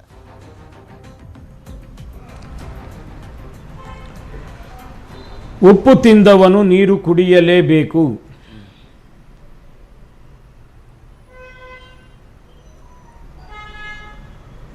ನೀರು ಕುಡಿಬೇಕಾ ಅಥವಾ ಕುಡಿಸ್ತಾ ಇದ್ದಾರಾ ಅಂತ ಕಾಂಗ್ರೆಸ್ ನಾಯಕರ ಹೇಳಿಕೆಗಳನ್ನ ನೋಡ್ತಾ ಇದ್ರೆ ನೀರ್ ಕುಡ್ಸೋ ಕೆಲಸ ಈಗ ಮಾಡ್ತಾ ಇದ್ದಾರೆ ಬಿಜೆಪಿ ಅವರು. ಅಂದ್ರೆ ರಾಜಕೀಯ ಪ್ರೇರಿತವಾಗಿ ಈ ಒಂದು ದಾಳಿಯನ್ನ ಮಾಡಿಸಲಾಗ್ತಾ ಇದೆ ಅನ್ನೋ ಆರೋಪವನ್ನ ಮಾಡ್ತಾ ಇದ್ದಾರೆ. ಎಲೆಕ್ಷನ್ ಬೇರೆ ಹತ್ರ ಬರ್ತಾ ಇದೆ, ಅದಕ್ಕೋಸ್ಕರ ಈ ದಾಳಿ ನಡೀತಾ ಇದೆ ಅಂತ. ನೋಡಿ, ಒಂದು ಬೈ ಎಲೆಕ್ಷನ್ ಇಟ್ಕೊಂಡು ಯಾರ ಮೇಲೂ ಆ ರೀತಿಯಾದಂಥ ರೈಡ್ಗಳನ್ನ ಮಾಡಿಸೋದಿಲ್ಲ. ಇದು ಇವ್ರ ಮೇಲೆ ಕಳೆದ 2 ವರ್ಷದ ಹಿಂದೆ ನಡೆದಂಥ ರೈಡು ಮತ್ತು ಇವರು 10 ವರ್ಷಗಳಲ್ಲಿ ಮಾಡಿರುವಂಥ ಕರ್ಮಕಾಂಡ, ಇವರ ಹಣ, ಇವರು ಎಲ್ಲೆಲ್ಲಿ ಬೇನಾಮಿ ಆಸ್ತಿ ಮಾಡಿದ್ದಾರೆ, ಎಲ್ಲೆಲ್ಲಿ ಬೇನಾಮಿ ಗಣಿಗಳನ್ನ ಮಾಡಿದ್ದಾರೆ, ಎಲ್ಲೆಲ್ಲಿ ಯಾವ್ಯಾವ ದೇಶದಲ್ಲಿ ಆಸ್ತಿ ಮಾಡಿದ್ದಾರೆ ಎಲ್ಲವೂ ಸಹ ಈಗಾಗಲೇ ಹೇಳಿ ಆಗಿದೆ. ಅದನ್ನೆಲ್ಲ ಕಳೆದ ಬಾರಿಯೇ ಇವರು ತಿಹಾರ್ ಜೈಲಿನಲ್ಲಿದ್ದಂಥ ಸಮಯದಲ್ಲಿ ಅದಕ್ಕಿಂತ ಮುಂಚೆ ನಡೆದಂಥ ಆ ಒಂದು ರೈಡ್ನಲ್ಲಿ ದಿಲ್ಲಿಯ ಇವರ ನಿವಾಸದಲ್ಲಿ ಸಿಕ್ಕಂಥ ಕೋಟ್ಯಾಂತರ ರೂಪಾಯಿ ಹಣ ಎಲ್ಲದರ ಬಗ್ಗೆನೂ ಸಹ ಈಗಾಗಲೇ ಎಲ್ಲ ದಾಖಲೆಗಳು ಬಂದಿದ್ದಾವೆ. ಎಲ್ಲ ದಾಖಲೆಗಳನ್ನ ಇವರೇ ಒಪ್ಕೊಂಡಿದ್ದಾರೆ. 900 ಕೋಟಿ ರೂಪಾಯಿಗಳ ಒಂದು ಹಣದ ಆದಾಯದ ಮೂಲವನ್ನು ಎಲ್ಲಿಯ ತನಕ ಇವರು ಕೊಟ್ಟಿಲ್ಲ. ಆ ಕಾರಣಕ್ಕೋಸ್ಕರವಾಗಿಯೇ ಇವ್ರ ಮೇಲೆ ಮೊಕದ್ದಮೆಯನ್ನು ಹೂಡಲಿಕ್ಕೆ ಪರ್ಮಿಷನ್ ಕೇಳಿದರು. ಅದಕ್ಕೆ ಪರ್ಮಿಷನ್ ಸರ್ಕಾರ ಕೊಟ್ಟಿದೆ. ಸರ್ಕಾರ ಕೊಟ್ಟಿದ್ದಂಥ ಮೊಕದ್ದಮೆ ಹೂಡಲಿಕ್ಕೆ ಕೊಟ್ಟಿದ್ದಂಥ ಪರ್ಮಿಷನ್ನ ಇವರು ಹೈಕೋರ್ಟ್ನಲ್ಲಿ ಚಾಲೆಂಜ್ ಮಾಡಿದರು. ಅದನ್ನು ಹೈಕೋರ್ಟು ರಿಜೆಕ್ಟ್ ಮಾಡಿದೆ. ಈ ಎಲ್ಲವೂ ನಡೆದಿರುವಂಥ ಸಂದರ್ಭದಲ್ಲಿ, ಎಲ್ಲವನ್ನೂ ಅವರೇ ಒಪ್ಕೊಂಡಿರುವಂಥ ಸಮಯದಲ್ಲಿ ಇನ್ನು ಮತ್ತೆ ಇದರಿಂದ ರಾಜಕೀಯ ಇದೆ, ಇದರಿಂದ BJP ಇದೆ, ಇದರಿಂದ ಬೈ ಎಲೆಕ್ಷನ್ ಇದೆ, ಏನು ಮಾತಂತ ನನಗಂತೂ ಅರ್ಥ ಆಗೋದಿಲ್ಲ. ಹೋಗ್ಲಿ, ಇವರೆಲ್ಲ ಮಾಡಿರುವಂಥ ಈ ಎಲ್ಲ ಭ್ರಷ್ಟಾಚಾರವನ್ನು ಸಹಿಸ್ಕೋಬೇಕಾ? ಹೇಳ್ಬಿಡಿ. ಹಾಗಾದ್ರೆ ಮಾಧ್ಯಮದವರು ಹೇಳ್ಬಿಡಿ, ಯಾರು ಎಷ್ಟು ಬೇಕಾರ ಮಾಡಲಿ ಸರ್ ಅನ್ಯಾಯ, ಯಾರು ಎಷ್ಟು ಬೇಕಾರ ಭ್ರಷ್ಟಾಚಾರ ಮಾಡಲಿ ಸರ್, ಅವ್ರನ್ನೆಲ್ರಿಗೂ ಎಲ್ಲ ರಾಜಕೀಯದಲ್ಲಿ ಯಾರು ಎಷ್ಟೇ ಭ್ರಷ್ಟಾಚಾರ ಮಾಡಿದ್ರು ಸಹ ಅವ್ರಿಗೆಲ್ಲ ಬಾರಾ ಖೂನ್ ಮಾಫ್, ಅವರು ಏನು ಮಾಡಿದ್ರು ಸಹ ಅವ್ರಿಗೆ ಮಾಫಿ ಕೊಡಬೇಕು. ಅದೊಂದು ತೀರ್ಮಾನ ಮಾಡಿಬಿಡ್ಲಿ ಕಾಂಗ್ರೆಸ್ನವರು. ನಾವೇನು ಬೇಕಾದ್ರೆ ಮಾಡ್ತೀವ್ರಿ, ನಮ್ಮನ್ನು ಯಾರು ನೀವು ಮುಟ್ಟಬಾರ್ದು ಅಂತೇಳಿ. ಯಾರು ಎಷ್ಟೇ ಯಾರು ಎಷ್ಟೇ ತಪ್ಪು ಮಾಡಿದ್ರು ಸಿಕ್ಕಾಕೊಳ್ತಾರೆ, ಹೌದು, ಓಕೆ. ಬಟ್ DK ಶಿವಕುಮಾರ್ ಒಬ್ರು ಮಾತ್ರನ ತಪ್ಪು ಮಾಡಿರುವಂತದ್ದು ಅನ್ನುವ ಪ್ರಶ್ನೆ ಕಾಂಗ್ರೆಸ್ನವರು ಎತ್ತುತ್ತಾ ಇರೋದು. ಬೇರೆ ಯಾರು ಕಾಣ್ತಾ ಇಲ್ವಾ ಅನ್ನುವ ಪ್ರಶ್ನೆ ಮಾಡ್ತಾ ಇದ್ದಾರೆ ಅವರು. ಹಾಗಾದ್ರೆ ನೀವು ಹೇಳಿ ಯಾರ್ಯಾರು ಮಾಡಿದ್ದಾರೆ ಅಂತ ಕೊಡಿ ಪಟ್ಟಿನ, ದಾಖಲೆಗಳ ಸಮೇತ ಯಾರ್ಯಾರು ಭ್ರಷ್ಟಾಚಾರ ಮಾಡಿದ್ದಾರೆ, ಯಾರ್ಯಾರು ಏನೇನು ಮಾಡಿದ್ದಾರೆ ಅಂತ ಹೇಳಿ ಕೊಡಿ. ನಾವು ಕೊಡ್ತಾ ಇದೀವಿ, ಆದ್ರೂ ಯಾಕೆ ತಗೊಳ್ತಿಲ್ಲ ಅಂತ ಹೇಳ್ತಿದ್ದಾರೆ. ಯಡಿಯೂರಪ್ಪನವರು ಅವರ ಮಗ ಮಾಡಿದ್ದಾರೆ ಅಂತೆಲ್ಲ ಆರೋಪ ಮಾಡ್ತಿದ್ದೀವಿ. ಯಾರು ತಗೋತಾ ಇಲ್ಲ? ಸಲೀಂ ಅಹಮದ್ ಅವರು ಹೇಳ್ತಾ ಇದ್ರು, ಕಾರ್ಯಾಧ್ಯಕ್ಷರು. ಅಲ್ಲ, ಇಲ್ಲಿ ನೋಡಿ, ಇಲ್ಲ ಹಾಗಲ್ಲ. ಇವರು ದಾಖಲೆ ಇವ್ರು ಕೊಡಬೇಕಾದ್ರೆ ಯಾರ್ಯಾರು ಎಷ್ಟೆಷ್ಟು ಬೇನಾಮಿ ಆಸ್ತಿ ಮಾಡಿದ್ದಾರೆ, ಏನೇನು ಮಾಡಿದ್ದಾರೆ ಅನ್ನುವಂಥ ದಾಖಲೆಗಳ ಸಮೇತ ಇವರು ಕೊಡಿ. ಪೊಲೀಸ್ ಸ್ಟೇಷನಲ್ಲಿ ದಾಖಲೆ ಮಾಡಲಿ, ಇವರು ಪೊಲೀಸ್ ಸ್ಟೇಷನಲ್ಲಿ ದಾಖಲೆ ಮಾಡಲಿ ದೂರನ್ನ. ಲೋಕಾಯುಕ್ತನಂತೂ ಇವರೇ ಸಾಯಿಸ್ಬಿಟ್ರು. ಮುಂಚೆ ಲೋಕಾಯುಕ್ತಕ್ಕೆ ಮಾಡಬಹುದಾಗಿತ್ತು. ಲೋಕಾಯುಕ್ತ ಇವತ್ತು ಹಲ್ಲು ಉಗುರು ಏನೂ ಇಲ್ಲದೆ ಇರುವಂಥ ಒಂದು ಸಂಸ್ಥೆ ಇವತ್ತದು. ಓಕೆ ಸರ್, ಹಾಗೆ ರೀ, ಏನು ಇಲ್ಲ ಅನ್ನೋ ಕೋರ್ಟ್ನಲ್ಲಿ ಹೋಗ್ಲಿ, ಕೋರ್ಟ್ನಲ್ಲೇ ಹೋಗಿ ದೂರು ದಾಖಲಿಸ್ಬೋದಲ್ಲ. ಸರ್, ಮಾತನಾಡಿಸ್ತಾ ಹೋಗ್ತೀನಿ ಸರ್ ನಿಮ್ಮನ್ನ. ಮತ್ತಷ್ಟು ಗೆಸ್ಟ್ಗಳು ನಮ್ಮ ಜೊತೆ ಜಾಯ್ನ್ ಆಗ್ತಾ ಹೋಗ್ತಾರೆ. ಗಮನಿಸ್ತಾ ಇದ್ದೀರಾ ಏನೇನು ಆಗ್ತಾ ಇದೆ ಅಂತ DK ಶಿವಕುಮಾರ್ ಅವರ ವಿಚಾರಕ್ಕೆ ಸಂಬಂಧಪಟ್ಟಂತೆ. ಇನ್ನ ಹಿರಿಯ ವಕೀಲರಾಗಿರುವಂತ ಧನಂಜಯ್ ಅವರು ಕೂಡ ನಮ್ಮ ಜೊತೆ ಜಾಯ್ನ್ ಆಗ್ತಾರೆ. ಅವರು ಕೂಡ ಮಾತನಾಡ್ತಾ ಹೋಗ್ತಾರೆ, ಏನಾಗುತ್ತೆ, ಏನು ನೆಕ್ಸ್ಟ್ ಪ್ರೊಸೀಡಿಂಗ್ಸ್ ಯಾವ ರೀತಿಯಾಗಿರುತ್ತೆ ಅಂತ ಹೇಳ್ತಾ ಹೋಗ್ತಾರೆ. ಆದ್ರೆ ಅದಕ್ಕೂ ಮುಂಚೆ ಒಂದು ಚಿಕ್ಕ ಬ್ರೇಕ್. ಗಮನಿಸ್ತಾ ಇದ್ದೀರಾ, DK ಶಿವಕುಮಾರ್ ಅವರ ಮನೆಗಳ ಮೇಲೆ ದಾಳಿ ಆದಂತ ವಿಚಾರಕ್ಕೆ ಸಂಬಂಧಪಟ್ಟಂತೆ ಬಿಜೆಪಿ ಹಿರಿಯ ನಾಯಕರಾಗಿರುವಂತಹ ಗೋ ಮಧುಸೂದನ್ ಅವರು ಕೂಡ ಮಾತನಾಡ್ತಾ ಇದ್ರು ನಮ್ಮ ಜೊತೆ. ಇನ್ನ ಇದೇ ವಿಚಾರಕ್ಕೆ ಸಂಬಂಧಪಟ್ಟಂತೆ ಮಾತಾಡ್ಲಿಕ್ಕೆ ನಮ್ಮ ಜೊತೆ ಕಾಂಗ್ರೆಸ್ ಕಿಸಾನ್ ಘಟಕದ ರಾಜ್ಯಾಧ್ಯಕ್ಷರಾಗಿರುವಂತ ಸಚಿನ್ ಮಿಗಾ ಅವರು ಕೂಡ ಜಾಯ್ನ್ ಆಗ್ತಾ ಇದ್ದಾರೆ. ನಮಸ್ಕಾರ ಸರ್, ಕಾರ್ಯಕ್ರಮಕ್ಕೆ ಸ್ವಾಗತ. ಹಾಗೆ ಹಿರಿಯ ಸುಪ್ರೀಂ ಕೋರ್ಟ್ನ ವಕೀಲರಾಗಿರುವಂತ KV ಧನಂಜಯ್ ಅವರು ಕೂಡ ನಮ್ಮ ಜೊತೆ ಜಾಯ್ನ್ ಆಗ್ತಾ ಇದ್ದಾರೆ. ಸರ್, ಕಾರ್ಯಕ್ರಮಕ್ಕೆ ನಿಮಗೂ ಕೂಡ ಸ್ವಾಗತ. ನಮಸ್ತೆ ಸರ್. ಧನಂಜಯ್ ಸರ್, ಈ ಪ್ರೊಸೀಡಿಂಗ್ಸ್ನೆಲ್ಲ ಗಮನಿಸ್ತಾ ಇದ್ದೀರಾ, ನೋಡ್ತಾ ಇದ್ದೀರಾ. IT ದಾಳಿ ಆಗಿತ್ತು, ED ದಾಳಿ ಆಗಿತ್ತು, ಈಗ CBI ಅಧಿಕಾರಿಗಳು ಕೂಡ ದಾಳಿ ಮಾಡಿದ್ದಾರೆ. ಈ ಪ್ರೋಸೆಸ್ನೆಲ್ಲ ನೋಡ್ತಾ ಇದ್ರೆ ಏನ್ ಅನ್ಸುತ್ತೆ, ಏನ್ ಹೇಳಕ್ ಇಷ್ಟಪಡ್ತೀರಾ? ಫಸ್ಟ್ ರಿಯಾಕ್ಷನ್ ನಿಮ್ದು. ಸಾರ್ವಜನಿಕ ಸೇವೆಗೆ ಬರುವಂತ ವ್ಯಕ್ತಿ ಯಾರು ಪಬ್ಲಿಕ್ ಸರ್ವೆಂಟ್ ಆಗಿರ್ತಾರೆ, ಅವರು ಸಾರ್ವಜನಿಕ ಸೇವೆಯ ಸಮಯದಲ್ಲಿ ಗಳಿಸುವಂತ ಆಸ್ತಿ ಏನಿರುತ್ತೆ ಅದಕ್ಕೆ ಎಲ್ಲ ಕಾಲಕ್ಕೂ ಸೂಕ್ತ ವಿವರಣೆಯನ್ನ ಕೊಡ್ಬೇಕಾಗತ್ತೆ. ಯಾವಾಗ ಈ ವಿವರಣೆಯನ್ನ ಕೊಡೋದ್ರಲ್ಲಿ ವಿಫಲರಾಗ್ತಾರೆ ಅಥವಾ ವಿವರಣೆಗೆ ಕೊಟ್ಟರು ಕೂಡ ಅದಕ್ಕೆ ನಿಲುಕದ ಆಸ್ತಿ ಅಥವಾ ಸಂಪತ್ತು ಇರುತ್ತೆ, ಅದಕ್ಕೆ ಸಂಬಂಧಪಟ್ಟಾಗೆ ಅದೊಂದು ಬಹಳ ದೊಡ್ಡ ಪ್ರಮಾಣದ ಅಪರಾಧ ಆಗುತ್ತೆ ನಮ್ಮ ಪ್ರಿವೆನ್ಷನ್ ಆಫ್ ಕರಪ್ಷನ್ ಆಕ್ಟ್ ನಲ್ಲಿ.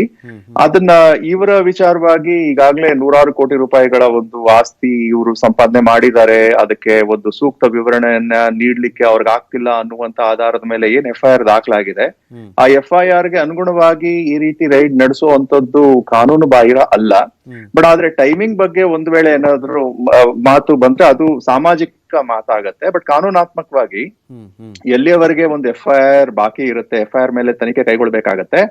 ಆ ವಿಚಾರವಾಗಿ ತನಿಖೆಯ ಭಾಗವಾಗಿ ಈ ರೀತಿ ರೈಡ್ ಮಾಡುವಂತದ್ದು ಅಕ್ರಮ ಅಲ್ಲ, ಕಾನೂನು ಬಾಹಿರನು ಕೂಡ ಅಲ್ಲ ಅಂತ ಹೇಳ್ಬೇಕಾಗತ್ತೆ. So all said and done ಈ ರಾಜಕೀಯ ಚರ್ಚೆ ಆಗತ್ತೆ, ಈ ಟೈಮಿಂಗು ಯಾತಕ್ ಮಾಡ್ತಿದ್ದಾರೆ, ಕಳೆದ ತಿಂಗಳು ಯಾಕೆ ಮಾಡ್ಲಿಲ್ಲ, ಅಥವಾ 6 ತಿಂಗಳು ಬಿಟ್ಟು ಯಾಕೆ ಮಾಡಬಾರ್ದಿತ್ತು ಅಂತ ಹೇಳುವಂತದ್ದು. But it's not really a legal issue. ಕಾನೂನಲ್ಲಿ ಇದರಲ್ಲಿ ಕಾನೂನಾತ್ಮಕವಾಗಿ ಇಲ್ಲಿ ಲೋಪ ಕಾಣಿಸೋದಿಲ್ಲ ಮೇಲ್ನೋಟಕ್ಕೆ. That's what I would like to tell. Sir, ಮಾತನಾಡ್ಸ್ತಾ ಹೋಗ್ತೀನಿ ನಿಮ್ಮನ್ನ. ಇನ್ನ ಸಚಿನ್ ಮಿಗಾ ಸರ್ ಕೂಡ ನಮ್ಮ ಜೊತೆ ಜಾಯ್ನ್ ಆಗಿದ್ದಾರೆ. ಸರ್, ನಿಮ್ ಫಸ್ಟ್ ರಿಯಾಕ್ಷನ್ ಈ ದಾಳಿ ಕುರಿತಂತೆ?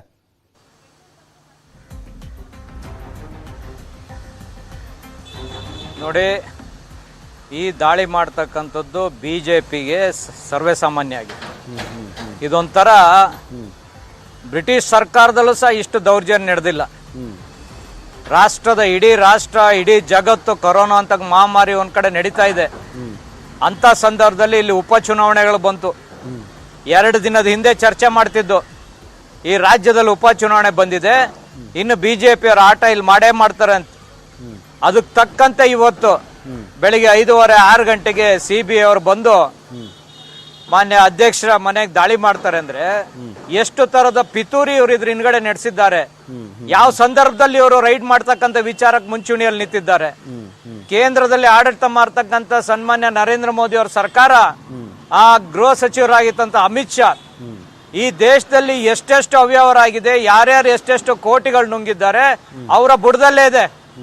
ಈತನ ಮಗ 80,000 ಹೂಡಿಕೆ ಮಾಡಿ 1 ವರ್ಷದಲ್ಲಿ 80,000 ಕೋಟಿಗಳನ್ನ ಮಾಡಿರ್ತಕ್ಕಂಥ ಉದಾಹರಣೆ ಬ್ಯಾಂಕಲ್ಲಿ ದಾಖಲೆಗಳಿದಾವೆ. ಅದು ಭ್ರಷ್ಟಾಚಾರ ಆಗಲ್ಲ, ಅದು ಬ್ಲ್ಯಾಕ್ ಮನಿ ಆಗಲ್ಲ. ಇಲ್ಲಿ ಯಾವ ತರ ಮಾಡ್ತಿದ್ದಾರೆ ಇವರು, ED ಸಂಸ್ಥೆ, CBI ಎಲ್ಲ ಸ್ವಯಂ ಏನು ಇಂಡಿಪೆಂಡೆಂಟ್ ಸಂಸ್ಥೆಗಳಿದಾವೆ. ಈ ಸಂಸ್ಥೆಗಳ ಮುಖಾಂತರ ಕಾಂಗ್ರೆಸ್ ಮತ್ತೆ ಕಾಂಗ್ರೆಸ್ನ ಲೀಡರ್ಸ್ನ ಹತ್ತಿಕ್ಲಕ್ಕಂತ ಒಂದು ಪ್ರಯತ್ನವನ್ನು BJP ಏನ್ ಮಾಡ್ತಿದೆ, ಇದು ಫಲಶ್ರುತಿ ಆಗೋದಿಲ್ಲ. ಈ ರಾಜ್ಯದ ಜನ ನೋಡ್ತಾ ಇದ್ದಾರೆ. ಏನಾದ್ರೂ ಇವ್ರನ್ನೇನೋ ಬಂಧನ ಮಾಡ್ತಕ್ಕಂಥದ್ದು ಹೋದ್ರು, ಚುನಾವಣೆ ಉದ್ದೇಶದಿಂದ ಇವ್ರನ್ನ ಬಂಧನ ಮಾಡಿದ್ರು ಸಹ, ಬಂಧನ ಆದ್ರೂ ಇವರು ಜೈಲಲ್ಲಿದ್ರು ಸಹ ರಾಜ್ಯದ ಜನತೆ ಇಲ್ಲಿ ನಿಂತಿರ್ತಕ್ಕಂಥ ಅಭ್ಯರ್ಥಿಗನ್ನು ಗೆಲ್ಲಿಸ್ತಾರೆ. ಅಷ್ಟು ಸಾಮರ್ಥ್ಯ ಕಾಂಗ್ರೆಸ್ ಪಕ್ಷಕ್ಕಿದೆ ಅಂತ BJP ಅವರು ಆಲೋಚನೆ ಮಾಡ್ಬೇಕಾಗ್ತದೆ ಈ ಹಿನ್ನೆಲೆಯಲ್ಲಿ. ಅಲ್ಲ, ಈಗ BJP ಅವ್ರು ಕಳ್ಕೊಳ್ಳುವಂಥದ್ದೇನು ಇಲ್ವಲ್ಲ, ಸರ್ಕಾರ ಬಿದ್ದೋಗುವಂತ ಟೈಮ್ ಏನಿಲ್ಲ. ಇವರನ್ನ ಬಂಧಿಸೋದೇ ಆಗ್ಲಿ ಅಥವಾ ದಾಳಿ ಮಾಡೋದೇ ಆಗ್ಲಿ ಕಳ್ಕೊಳ್ಳುವಂಥದ್ದೇನಿಲ್ಲ. ಯಾಕೆ ದಾಳಿ ಮಾಡಿಸ್ಲಿ ನಾವು? ರಾಜಕೀಯ ಪ್ರೇರಿತ ಅಲ್ಲ ಇದು. CBI ಅಧಿಕಾರಿಗಳು ಅವ್ರ ಕೆಲಸವನ್ನ ಮಾಡ್ತಾ ಇದ್ದಾರೆ ಅಂತ ಹೇಳ್ತಾ ಇದ್ದಾರೆ ಅವರು. ನಾಲಾಯಕ್ BJP ಸರ್ಕಾರ ಸರ್, ಇದೇನು ಸರ್ಕಾರ ಮಾಡಿರ್ತಕ್ಕಂಥದ್ದು ಇಡೀ ಜಗಜ್ಜಾಹೀರಾತು ಆಗಿದೆ. ಕಪ್ಪು ಹಣ ತಂದು ಎಲ್ಲ ಏನು ಕಾಂಗ್ರೆಸ್ ಅಲ್ಲಿ ಇದ್ದಿರ್ತಕ್ಕಂಥ MLAಗಳಿಗೆ ಎಷ್ಟೆಷ್ಟು ಕೋಟಿ ಕೊಟ್ಟಿದ್ದಾರೆ ಅಂತ ಹೇಳಿ ರಾಜ್ಯದ ಜನ ನೋಡ್ತಿದೆ. ಕೋಟಿಗಳನ್ನ ಕೊಟ್ಟಿ ಅವರು ಅಧಿಕಾರಕ್ಕೆ ಬಂದಿರ್ತಕ್ಕಂಥ ನೋಡಿದೀವಿ. ಈ ಅಪ್ಪ ಮಕ್ಕಳು ಇಬ್ರು ಇವತ್ತೇನು ಅವಾಗ ಚೆಕ್ಕಲ್ ತಗೊಂಡಿದ್ರು, ಈಗ RTGS ಮುಖಾಂತರ ತಗೊಂಡು ಎಷ್ಟು ದೊಡ್ಡ ಭ್ರಷ್ಟಾಚಾರ ಮಾಡ್ತಿದೆ ಅಂತ ಗೊತ್ತಿದೆ. ಅದು ಕಣ್ಣು ಮುಚ್ಕೊಂಡು ಕೂತಿದೆ CBI. ನಾವೇ ಕರ್ನಾಟಕ ಕಿಸಾನ್ ಕಾಂಗ್ರೆಸ್ ಅವರು 3 ತಿಂಗಳ ಹಿಂದೆ ಈ ರಾಷ್ಟ್ರದ ಪ್ರಧಾನ ಮಂತ್ರಿ ಮಾಡಿರ್ತಕ್ಕಂಥ ಅವ್ಯವಹಾರ ಫಸಲ್ ಬಿಮಾ ಯೋಜನೆ 1,08,000 ಕೋಟಿ ಏನೋ ಅವ್ಯವಹಾರ ಆಗಿತ್ತು, CBI ತನಿಖೆ ಕೊಟ್ಟಿದ್ದೀವಿ. 2 ವರ್ಷ ಆಯ್ತು. ಇವತ್ತು ತನಕನೂ CBI ಅಧಿಕಾರಿಗಳಿಗೆ ಅದ್ರ ಬಗ್ಗೆ ತನಿಖೆ ನಡೆಸಬೇಕು, ರೈತರಿಗೆ ನ್ಯಾಯ ಕೊಡಬೇಕು ಅಂತಕ್ಕಂಥ ದಿಕ್ಕಿನಲ್ಲಿ ಇವತ್ತು ತನಕ CBI ಅಧಿಕಾರಿಗಳು ಮುಂಚೂಣಿಗೆ ಬರಲಿಲ್ಲ. ಇದನ್ನು ನಾವು ಪ್ರಶ್ನೆ ಮಾಡ್ತೀವಿ. ಏನಾರು CBI ಅವರಿಗೆ ನಿಜವಾಗೂ ಕಾಳಜಿ ಇದ್ರೆ ಏನ್ ಇವತ್ತು ಇವ್ರ ಮನೆ ರೈಡ್ ಮಾಡಿ ಇವತ್ತು ಇವ್ರ ಮನೆ ಏನು ಕೂಲಂಕುಷ ಪರಿಶೀಲನೆ ಮಾಡ್ತಾ ಇದ್ದೀರಾ? ನೀವು ಅದೇ ತರ ಇವತ್ತು ರಾಷ್ಟ್ರದ ಪ್ರಧಾನ ಮಂತ್ರಿ ಮೇಲೆ ಅಲ್ಲಿರ್ತಕ್ಕಂಥ ಅದಾನಿ ಅಂಬಾನವರು ಯೂನಿವರ್ಸಲ್ ಸೂಂಪ್ ಮೇಲೆ ಸಿಬಿಐಗೆ ನಾವು ಕಂಪ್ಲೇಂಟ್ ಕೊಟ್ಟಿದ್ದೀವಿ, ನೀವ್ ಯಾಕೆ ದಾಳಿ ಮಾಡಿಲ್ಲ ಅವ್ರನ್ನ? ಈ ರಿಯಾಕ್ಷನ್ ಗೋ ಮಧುಸೂದನ್ ಅವರಿಂದನೇ ತಗೊಳ್ತೀನಿ. ಗೋ ಮಧುಸೂದನ್ ಸರ್ ಸಾಕಷ್ಟು ಆರೋಪಗಳನ್ನು ಮಾಡ್ತಾ ಇದ್ದಾರೆ ನಿಮ್ಮ ಸರ್ಕಾರದ ವಿರುದ್ಧ, ನಿಮ್ಮ ನಾಯಕರ ವಿರುದ್ಧ. ಇದನ್ನ ಕೈಗೊಂಬೆ ಆಗಿ ಆಡಿಸ್ತಾ ಇದ್ದಾರೆ ಸಿಬಿಐ, ಐಟಿ, ಇಡಿ ಈ ಇಲಾಖೆಗಳನ್ನ. ಅವ್ರಿಗೆ ಬೇಕಾದವರ ಮೇಲೆ ದಾಳಿಯನ್ನ ಮಾಡ್ತಾ ಇದ್ದಾರೆ. ಅಲ್ಲಿನ ಕಾಂಗ್ರೆಸ್ ನಾಯಕರನ್ನ ಕುಗ್ಗಿಸುವಂತೆ ಕೆಲಸ ಮಾಡ್ತಾ ಇದೆ ಬಿಜೆಪಿ.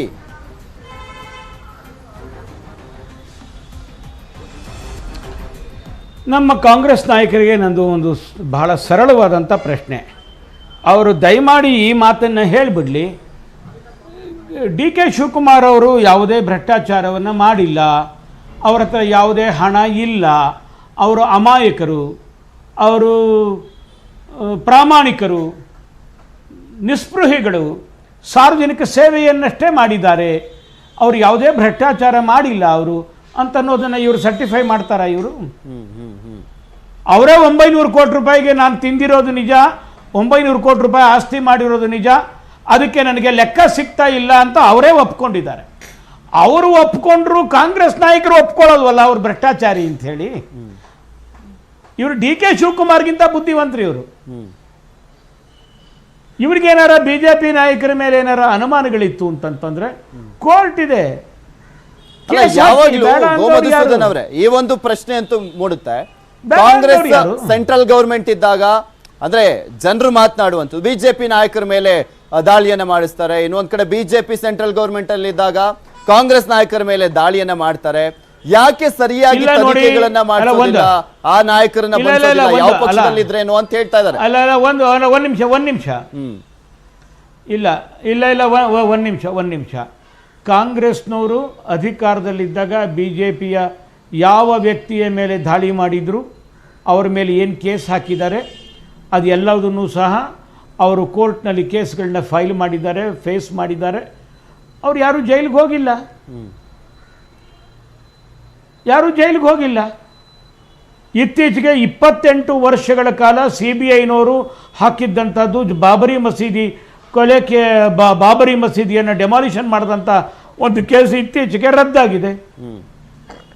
ಆದ್ದರಿಂದ ಇವರು ಬಿಜೆಪಿಯ ಮೇಲೆ ಯಾವುದೇ ಆರೋಪ ಮಾಡಲಿಕ್ಕೆ ಸಾಧ್ಯನೇ ಇಲ್ಲ. ಇನ್ನು ಅದಾನಿ ಅಂಬಾನಿಗೂ ಬಿಜೆಪಿಗೂ ಯಾವ ಸಂಬಂಧ ರೀ? ಅಂಬಾನಿ ಅವರೆಲ್ಲ ನಿಮಗೆ ಸಂಬಂಧ ಇರುವಂಥದ್ದು. ನಾವೆಲ್ಲ ಅಧಿಕಾರದಲ್ಲಿದ್ವಿ. ಮುಖೇಶ್ ಅಂಬಾನಿ ಎಲ್ಲ ನಿಮ್ಮ ಜೊತೆನೇ ಇರುವಂಥವ್ರು. ಇವತ್ತು ಪ್ರಪಂಚದ ಅತ್ಯಂತ ಶ್ರೀಮಂತ ವ್ಯಕ್ತಿ ಅಂತ ಹೇಳುವಂತ ಮುಖೇಶ್ ಅಂಬಾನಿ ನಿಮ್ಮ ಜೊತೆನೇ ಇರುವಂತವನು. ನೀವು ಯಾವ ಅನಿಲ್ ಅಂಬಾನಿ ಹೆಸರು ಹೇಳ್ತೀವಿ, ಪಾಪ ಅವನು ಬೇವರ್ಸಿ ಮೇನ್ ಆಗಿ ಸಿಬಿಐ ಅಧಿಕಾರಿಗಳ ದಾಳಿ ಇನ್ನೂ ಕೂಡ ಅವರು ದಾಳಿಯನ್ನ ಕೆಲವೊಂದು ಕಡೆ ಮಾಡಿ ಮುಗಿಸಿದ್ದಾರೆ, ಕೆಲವೊಂದು ಕಡೆ ಪಂಚನಾಮಿಯನ್ನ ಮಾಡ್ತಾ ಇರುವಂತದ್ದು.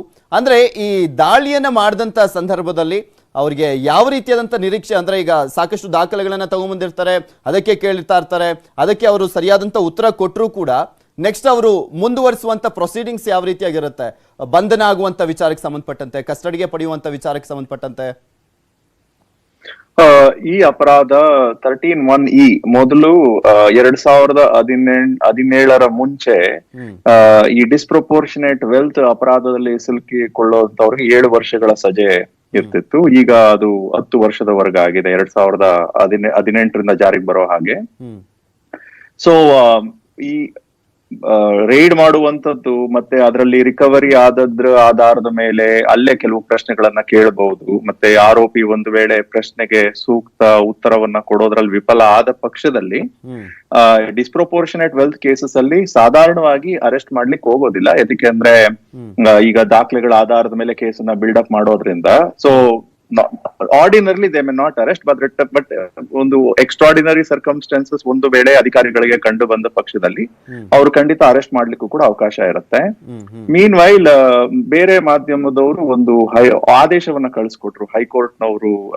ಹೈಕೋರ್ಟ್ಗೆ ಇವರು ಶಿವಕುಮಾರ್ ಅವರು ಹೋಗಿ ಒಂದು ಮಧ್ಯಂತರ ಆದೇಶ ತಗೊಂಡಿರೋದ್ರ ಬಗ್ಗೆ ಆ ಆದೇಶವನ್ನ ನೋಡಿದಾಗ ಅದರಲ್ಲಿ ಆಶ್ಚರ್ಯ ಏನಾಗುತ್ತೆ, ಅದರಲ್ಲಿ ಸಿಬಿಐನ ಪಾರ್ಟಿ ಮಾಡೇ ಇಲ್ಲ, ರಾಜ್ಯ ಸರ್ಕಾರವಷ್ಟೇ ಪಾರ್ಟಿ ಆಗಿರುವಂತದ್ದು. ಇಬ್ಬರು ಪ್ರತಿವಾದಿಗಳಿದ್ದಾರೆ. ಸೊ ಅದರಲ್ಲಿ ನಾಟ್ ಟು ಟೇಕ್ ಕೋಯರ್ಸಿವ್ ಆಕ್ಷನ್ ಅಂತ ಹೇಳಲಾಗಿದೆ. ಅಂದ್ರೆ ನಾಟ್ ಟು ಟೇಕ್ ಕೋಯರ್ಸಿವ್ ಆಕ್ಷನ್ ಅಂದ್ರೆ ಸ್ಟೇ, ಅಂದ್ರೆ ಈಗ ತಡೆಯಾಜ್ಞೆ ಅನ್ನುವಂಥದ್ದು ಸ್ಟೇ. ತಡೆಯಾಜ್ಞೆಯನ್ನ ಕೊಟ್ಟಾಗ ತಡೆಯಾಜ್ಞೆ ಸಂಪೂರ್ಣವಾಗತ್ತೆ. ಸೊ ಮೋರ್ ಆರ್ ಲೆಸ್ ಯಾವುದೇ ಚಟುವಟಿಕೆಗೆ ಅವಕಾಶ ಇರೋದಿಲ್ಲ, ತನಿಖೆಯ ಯಾವುದೇ ಒಂದು ಚಟುವಟಿಕೆಗೆ ಅವಕಾಶ ಇರೋದಿಲ್ಲ. ಬಟ್ ಆದ್ರೆ ಕೋರ್ಸಿವ್ ಆಕ್ಷನ್ ಅಂದ್ರೆ ತೀವ್ರ ತರನಾದ ಒತ್ತಡವನ್ನ ಹೇರ್ಕೂಡೋದು ಅಂತ.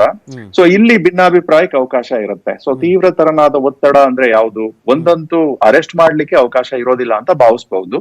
ಬಟ್ ಆದ್ರೆ ತನಿಖೆಯ ಬೇರೆ ಭಾಗವಾಗಿರುವಂತ ರೈಡ್ ಮಾಡುವಂತದ್ದು, ರಿಕವರಿ ಮಾಡ್ಲಿಕ್ಕೆ ಅವಕಾಶವಿದೆ ಅಂತ ಸಿಬಿಐ ಒಂದು ವೇಳೆ ಭಾವಿಸಿ ಮುಂದೆ ವರೆದಿದ್ರೆ ಅದರಲ್ಲಿ ತಪ್ಪನ್ನ ಹುಡುಕ್ಲಿಕ್ಕೆ ಸಾಧ್ಯವಾಗೋದಿಲ್ಲ. ನಾನ್ ಹೇಳ್ತಿರೋದು ದಟ್ ಇಸ್ ಹೈಪೋಥೆಟಿಕಲಿ. ಬಟ್ ಈ ಪ್ರಕರಣದಲ್ಲಿ ಸಿಬಿಐ ಅವರನ್ನ ಪಾರ್ಟಿ ಮಾಡ್ದಾಗ ಕಾಣ್ತಿಲ್ಲ. ಬಿಕಾಸ್ ನನಗೆ ಮಾಧ್ಯಮದವ್ರು ಕಳಿಸಿರುವಂತ ಒಂದು ಆದೇಶದಲ್ಲಿ ಇಬ್ಬರು ಪ್ರತಿವಾದಿಗಳಿದ್ದಾರೆ. ಅವೆರಡು ಪ್ರತಿವಾದಿಗಳು ರಾಜ್ಯಗಳ ಸರ್ಕಾರದ ಸಂಸ್ಥೆಗಳು ಮಾತ್ರ. ಇವರು ರಾಜ್ಯ ಸರ್ಕಾರ ಈ ಒಂದು ಸಿಬಿಐಗೆ ಈ ತನಿಖೆಯನ್ನ ಹಸ್ತಾಂತರಿಸಿದ ಮೇಲೆ ರಾಜ್ಯ ಸರ್ಕಾರ ಅದನ್ನ ನಿಯಂತ್ರಣ ಮಾಡೋದಿಲ್ಲ. ಹೀಗಿದ್ದಾಗ ರಾಜ್ಯ ಸರ್ಕಾರವಷ್ಟೇ ಪ್ರತಿವಾದಿಗಳಿರುವಂತ ಒಂದು ಪ್ರಕರಣದಲ್ಲಿ ರಾಜ್ಯ ಸರ್ಕಾರದ ಒಂದು ಪ್ರತಿವಾದಿಗಳಿಗೆ ಕೊಟ್ಟಿರುವಂತ ಮಧ್ಯಂತರ ಆದೇಶ ಸಿಬಿಐ ಅನ್ವಯ ಆಗೋದಿಲ್ಲ. ಸೊ ಐ ಡೋಂಟ್ ನೋ ಮಧ್ಯಂತರ ಆದೇಶ ಇದೆ ಸಿಬಿಐ ಮೇಲೆ ಅಂತ ಹೇಳ್ತಿರುವಂತದ್ದು ಸ್ವಲ್ಪ ಆಭಾಸ ಅನ್ಸುತ್ತೆ. CBI is not a party at all. Okay okay okay sir, 3 ಜನನು ಕೂಡ ಮಾತನಾಡಿಸ್ತಾ ಹೋಗ್ತೀನಿ. ಸಾಕಷ್ಟು ಪ್ರಶ್ನೆಗಳಿದೆ. ಪ್ರಮುಖವಾಗಿ ಡಿ ಕೆ ಶಿವಕುಮಾರ್ ಅವರ ಮನೆ ಮೇಲೆ ದಾಳಿಯಾದಂಥ ವಿಚಾರಕ್ಕೆ ಸಂಬಂಧಪಟ್ಟಂತೆ ವಾಟ್ ನೆಕ್ಸ್ಟ್ ಅನ್ನೋದ್ರ ಬಗ್ಗೆನೂ ಕೂಡ ಚರ್ಚೆ ಮಾಡ್ತಾ ಇದ್ವಿ. ಇನ್ನು ಬಿಜೆಪಿ ನಾಯಕರು ಸಿಬಿಐ ರೇಡ್ ಬಗ್ಗೆ ಏನಂದ್ರು ಅನ್ನೋದ್ರ ಬಗ್ಗೆನೂ ಕೂಡ ತೋರಿಸ್ತಾ ಇದ್ವಿ. ಹಾಗೆ ಕ್ಷಣ ಕ್ಷಣದ ಸುದ್ದಿಗೆ, ತಾಜಾ ಸುದ್ದಿಗೋಸ್ಕರ news18.comಗೆ ನೀವು ಲಾಗಿನ್ ಆದಂಥ ಸಂದರ್ಭದಲ್ಲಿ ಕಂಪ್ಲೀಟ್ ಆದಂಥ ಅಪ್ಡೇಟ್ಸ್ ನಿಮಗೆ ಸಿಗ್ತಾ ಹೋಗುತ್ತೆ. ಮತ್ತಷ್ಟು ಅಪ್ಡೇಟ್ಸ್ ಅನ್ನ ನೀಡ್ತಾ ಹೋಗ್ತೀನಿ. ಆದರೆ ಅದಕ್ಕೂ ಮುಂಚೆ ಒಂದು ಸ್ಮಾಲ್ ಬ್ರೇಕ್.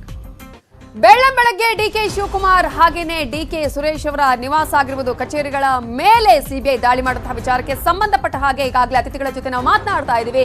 ಏನು ಒಂದ್ ಕಡೆ ಆರೋಪ ಪ್ರತ್ಯಾರೋಪಗಳು ಕೇಳಿ ಬರ್ತಾ ಇದೆ, ಇನ್ನೊಂದು ಕಡೆ ಈಗಾಗಲೇ ಸಾಕಷ್ಟು ಚುನಾವಣೆಯ ವಿಚಾರ ಕೂಡ ಇಲ್ಲಿ ಬರ್ತಾ ಇದೆ. ಹಾಗಾದ್ರೆ ಏನು, ಯಾವ ರೀತಿ ಆಪ್ಷನ್ಸ್ ಇದೆ ಮುಂದೆ, ಇವೆಲ್ಲದರ ಬಗ್ಗೆ ಮಾತನಾಡ್ತಾ ಇದೀವಿ ಅತಿಥಿಗಳ ಜೊತೆ. ಅದಕ್ಕಿಂತ ಮುಂಚೆ ಒಂದು ಬ್ರೇಕಿಂಗ್ ನ್ಯೂಸ್ ಬರ್ತಾ ಇದೆ, ನೋಡ್ಕೊಂಡ್ ಬರೋಣ. ಚುನಾವಣೆಯ ಸಂದರ್ಭದಲ್ಲಿ ಬಿಜೆಪಿ ಗೊಡ್ಡು ಬೆದರಿಕೆ ಹಾಕ್ತಾ ಇದೆ.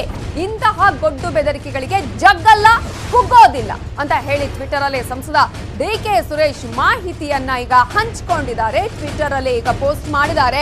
ಯಾವುದೇ ಕಾರಣಕ್ಕೂ ಇಂತಹ ಗೊಡ್ಡು ಬೆದರಿಕೆಗೆ ನಾವು ಬಗ್ಗೋದಿಲ್ಲ, ಜೊತೆಗೆ ಕುಗ್ಗೋದಿಲ್ಲ. ರಾಜಕೀಯ ಷಡ್ಯಂತ್ರಗಳನ್ನ ಎದುರಿಸಿ ಜಯಿಸ್ತೀವಿ. ಆ ಶಕ್ತಿಯನ್ನ ಆ ದೇವರು ನಮಗೆ ಕರುಣಿಸಿದ್ದಾನೆ. ಅಭಿಮಾನಿಗಳು, ಕಾರ್ಯಕರ್ತರ ಆಶೀರ್ವಾದ ಇರಲಿ ಅಂತ ಹೇಳಿ ಸಂಸದ ಡಿಕೆ ಸುರೇಶ್ ಈಗ ಟ್ವಿಟರ್ ಅಲ್ಲಿ ಪೋಸ್ಟ್ ಮಾಡಿದ್ದಾರೆ, ಟ್ವೀಟ್ ಮಾಡಿದ್ದಾರೆ. ಅವರು ಆಲ್ರೆಡಿ ಈಗ ಸಿಬಿಐ ಅಧಿಕಾರಿಗಳಿಗೆ ಎಲ್ಲಾ ಸಹಕಾರ ಕೊಟ್ಟಿದ್ದೀವಿ, ಕಾನೂನಿನ ಚೌಕಟ್ಟಿನಲ್ಲಿ ಮುಂದೆಯೂ ಸಹಕರಿಸ್ತೀವಿ ಅಂತ ಹೇಳಿ ಟ್ವಿಟರ್ ಅಲ್ಲಿ ಸಂಸದ ಡಿಕೆ ಸುರೇಶ್ ಟ್ವೀಟ್ ಮಾಡಿ ಈಗ ಮಾಹಿತಿಯನ್ನ ಕೊಟ್ಟಿದ್ದೀವಿ. ನಾವು ಆಲ್ರೆಡಿ ಈಗ ನಾವು ಸಹಕಾರವನ್ನ ಮಾಡಿದ್ದೀವಿ ಅನ್ನುವಂತಹ ವಿಚಾರವನ್ನ ಕೂಡ ಹೇಳ್ಕೊಂಡಿದ್ದಾರೆ. ಇವತ್ತು ಮುಂಜಾನೆಯ ವೇಳೆಗೆ ನಮ್ಮ ಮನೆಯ ಮೇಲೆ ಸಿಬಿಐ ದಾಳಿ ನಡೆದಿದೆ. ಕಾನೂನಿನ ಚೌಕಟ್ಟಿನಲ್ಲಿ ಅಧಿಕಾರಿಗಳಿಗೆ ಎಲ್ಲಾ ರೀತಿಯಲ್ಲೂ ಕೂಡ ನಮ್ಮ ಕಡೆಯಿಂದ ಸಂಪೂರ್ಣವಾದ ಸ್ಪಂದನೆ ಸಿಕ್ಕಿದೆ, ಮುಂದೆಯೂ ಸಹ ಸಿಗಲಿದೆ. ಆದ್ರೆ ಚುನಾವಣೆಯ ಸಂದರ್ಭದಲ್ಲಿ ಬಿಜೆಪಿ ಪಕ್ಷದ ಕಡೆಯಿಂದ ಬಂದಂತಹ ಇಂತಹ ಗೊಡ್ಡು ಬೆದರಿಕೆಗಳಿಗೆ ಜಗ್ಗೋದಾಗ್ಲಿ ಕುಗ್ಗೋದಾಗ್ಲಿ ದೂರದ ಮಾತು. ರಾಜಕೀಯವನ್ನ ರಾಜಕೀಯವಾಗಿ ಎದುರಿಸಲು ನಾವು ಸದಾ ಸಿದ್ಧರಿದ್ದೇವೆ. ಇದು ಸಂಸದ ಡಿಕೆ ಸುರೇಶ್ ಅವರು ಈಗ ಟ್ವಿಟರ್ ಅಲ್ಲಿ ಹಂಚಿಕೊಂಡಿರುವಂತಹ ಮಾಹಿತಿ.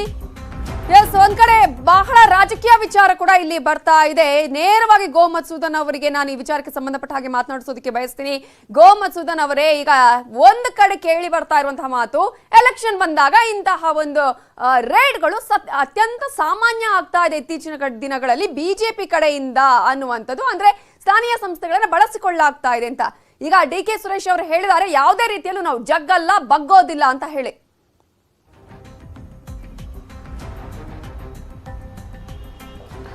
ಇಡೀ ದೇಶಾದ್ಯಂತ ಬೈ ಎಲೆಕ್ಷನ್ಗಳು ನಡೀತಾ ಇದ್ದಾವೆ. ಬಿಹಾರದಲ್ಲಿ ಚುನಾವಣೆಗೆ ನಡೀತಾ ಇದೆ. ದೇಶಾದ್ಯಂತ ಇದೇ ರೀತಿಯೇ ನಡೀತಾ ಇದೆಯಾ? ಕರ್ನಾಟಕದಲ್ಲಿ ತುಂಬ ಜನ ಕಾಂಗ್ರೆಸ್ ನಾಯಕರಿದ್ದಾರೆ. ತುಂಬ ಜನ ಕಾಂಗ್ರೆಸ್ ನಾಯಕರ ಅವರು ಸಹ ಚುನಾವಣೆ ಕೆಲಸಗಳಲ್ಲಿ ಭಾಗವಹಿಸ್ತಾ ಇದ್ದಾರೆ. ಅವರೆಲ್ಲರ ಮೇಲೆ ರೈಡ್ ಆಗಿದೆಯಾ? ಅವರೆಲ್ಲರನ್ನ ಬಂಧಿಸ್ತಾರಾ? ಯಾಕೆ ಡಿ ಕೆ ಶಿವಕುಮಾರ್ನೇ ಬಂಧಿಸ್ತಾರೆ? ಯಾಕೆ ಡಿ ಕೆ ಶಿವಕುಮಾರ್ ಮನೆ ಮೇಲೆ ರೈಡ್ ಆಗುತ್ತೆ? ಯಾಕೆ ಡಿ ಕೆ ಶಿವಕುಮಾರ್ನೇ ಬಂಧಿಸುವಂತ ಪ್ರಯತ್ನ ಮಾಡ್ತಾ ಇದ್ದಾರೆ ಅಂದ್ರೆ ಇವ್ರ ಮನೆಯಲ್ಲಿ ಇದೆ, ಇವ್ರು ಕಳ್ಳರು ಅಂತ ಹೇಳಿ ಪ್ರೂವ್ ಆಗಿದೆ. ಇವರು ದುಡ್ಡು ಹೊಡೆದಿದ್ದಾರೆ, ದುಡ್ಡು ಇಟ್ಟಿದ್ದಾರೆ, ಲೆಕ್ಕ ಕೊಟ್ಟಿಲ್ಲ ಅಂತನ್ನುವಂಥದ್ದು ಕೋರ್ಟ್ನಲ್ಲಿ ಇರುವಂಥ ಸಂಗತಿ, ಅದು ಇಡಿನಲ್ಲಿ ಇರುವಂಥ ಸಂಗತಿ, CBI ನಲ್ಲಿ ಇರುವಂಥ ಸಂಗತಿ, ಎಲ್ಲ ಕಡೆ ಇರುವಂಥ ಸಂಗತಿ. ಇದು ಇದು ಡಿ ಕೆ ಸುರೇಶ್ ಅವರು ಮಾಡಿರುವಂತ ಟ್ವೀಟ್ ಏನಿದೆ ಇದು ಭಂಡತನದ ಪರಮಾವಧಿ. ಇದು ಅವ್ರು ತಾವು ಮಾಡಿರುವಂತ ಪಾಪವನ್ನ ಮುಚ್ಕೊಳ್ಳಿಕ್ಕೆ ಚುನಾವಣೆ, ರಾಜಕಾರಣ, ಕಾಂಗ್ರೆಸ್, ಬಿಜೆಪಿ ಈ ಎಲ್ಲ ವಿಷಯಗಳನ್ನ ತರ್ತಾ ಇರುವಂತದ್ದು. ಇದು ಅತ್ಯಂತ ನಾಚಿಕೆಗೆಟ್ಟಂತ ಸಂಗತಿ. ಇದು ಏನು ಕಾಂಗ್ರೆಸ್ನವ್ರು ಹೇಳ್ಕೊಟ್ಟಿದ್ರ ಇವ್ರಿಗೆ, ನೀವು ದುಡ್ಡು ಹೊಡೆದಪ್ಪ, ದುಡ್ಡು ಹೊಡೆದು ಮನೇಲಿ ಇಟ್ಕೊ ಅಂತ ಹೇಳಿದ್ರ ಕಾಂಗ್ರೆಸ್ನವ್ರು ಹೇಳಿದಾಗ? ಕಾಂಗ್ರೆಸ್ ಅದರಲ್ಲೂ ಕೂಡ ಸಕ್ರಿಯವಾಗಿ ಪಾಲ್ಗೊಂಡಾಗ ಡಿಕೆಶಿ ಅವರು ಈಗ ಅಧ್ಯಕ್ಷರಾದಂತಹ ಸಂದರ್ಭದಲ್ಲಿ ಕುಗ್ಗಿಸುವ ಪ್ರಯತ್ನ ಅನ್ನೋದು ಕಾಂಗ್ರೆಸ್ ವಾದ. ನೋಡ್ರಿ, ಇವ್ರು ಹೊಡೆದಿಟ್ಟಿರೋ 900 ಕೋಟಿ ರೂಪಾಯಿ ಇವ್ರು ಒಪ್ಕೊಂಡಿರೋದು. ಇವ್ರು ಒಪ್ಕೊಳ್ಳದೆ ಇರುವಂತದ್ದು 1000 ಕೋಟಿ ರೂಪಾಯಿ ಇದೆ. ಅದಕ್ಕೆ ಹೋಲಿಸ್ಕೊಂತಾನೆ ಒಂದು ಬೈ ಎಲೆಕ್ಷನ್ ಯಾವ್ದು ಹೊಡೆದು ಅಂತ ಮಾತಾಡ್ತಾ ಇದ್ದಾರೆ. ಬೈ ಎಲೆಕ್ಷನ್ ನಾನು ಹೇಳ್ತಾ ಇರೋದು ಒಂದು ಸೀಗಡಿ ಮೀನು. ಇವ್ರು ಮಾಡಿರುವಂತ ಬ್ರಹ್ಮಾಂಡ ಭ್ರಷ್ಟಾಚಾರಕ್ಕೆ ಅದಕ್ಕೂ ಇದಕ್ಕೂ ಸಂಬಂಧ ಇಲ್ಲ. And this is the continuation of the investigation that is already in process. ED ಕೇಸ್ನಲ್ಲಿ ಈಗಾಗಲೇ ಇವ್ರು ತಿಂಗಳಾನ್ಗಟ್ಲೆ ಜೈಲಿನಲ್ಲಿ ಇದ್ದು ಬೈಲ್ನಲ್ಲಿ ಈಚೆ ಬಂದಿರೋದು ಅಷ್ಟೇನೆ. ಇಡಿ ಕೇಸ್ ಮುಗಿದಿಲ್ಲ ಇನ್ನ ಇವ್ರದ್ದು. ಬೈಲ್ನಲ್ಲಿರುವಂತ ವ್ಯಕ್ತಿ ಇಡಿ ಕೇಸ್ನಲ್ಲಿ ಇವರು. ಆ ಇಡಿ ಕೇಸ್ನಲ್ಲಿ ಬೈಲ್ನಲ್ಲಿ ಈಚೆ ಬಂದಂತ ವ್ಯಕ್ತಿಗೆ ಕಾಂಗ್ರೆಸ್ನವರು ಬಹಳ ದೊಡ್ಡ ಮೆರವಣಿಗೆ ಮಾಡಿಕೊಂಡು ಏರೋಡ್ರಮ್ನಿಂದ ಸಿಟಿ ತನಕ ಕರ್ಕೊಂಡ್ ಬಂದ್ರು. ನಾಚಿಕೆ ಆಗ್ಬೇಡವಾ ಇವ್ರಿಗೆ? ಏನ್ ದೇಶಕ್ಕೋಸ್ಕರ, ಸ್ವಾತಂತ್ರ್ಯಕ್ಕೋಸ್ಕರ ಹೋರಾಟ ಮಾಡಿದ್ರ? ಏನ್ ಕಾರ್ಗಿಲ್ಗೆ ಹೋಗಿದ್ರ? ಬಾರ್ಡರ್ಗೆ ಹೋಗಿದ್ರ? ಪಾಕಿಸ್ತಾನದವ್ರ ಜೊತೆ ಯುದ್ಧ ಮಾಡಿ ಬಂದ್ರ? ಚೀನಾನವ್ರ ಜೊತೆ ಯುದ್ಧ ಮಾಡಿ ಬಂದ್ರ? ಶತ್ರುಗಳನ್ನ ಬಡದಾಕ್ ಬಂದ್ರ? ಏನ್ ಮಾಡಿದ್ರು ಅಂತ ಇವರು?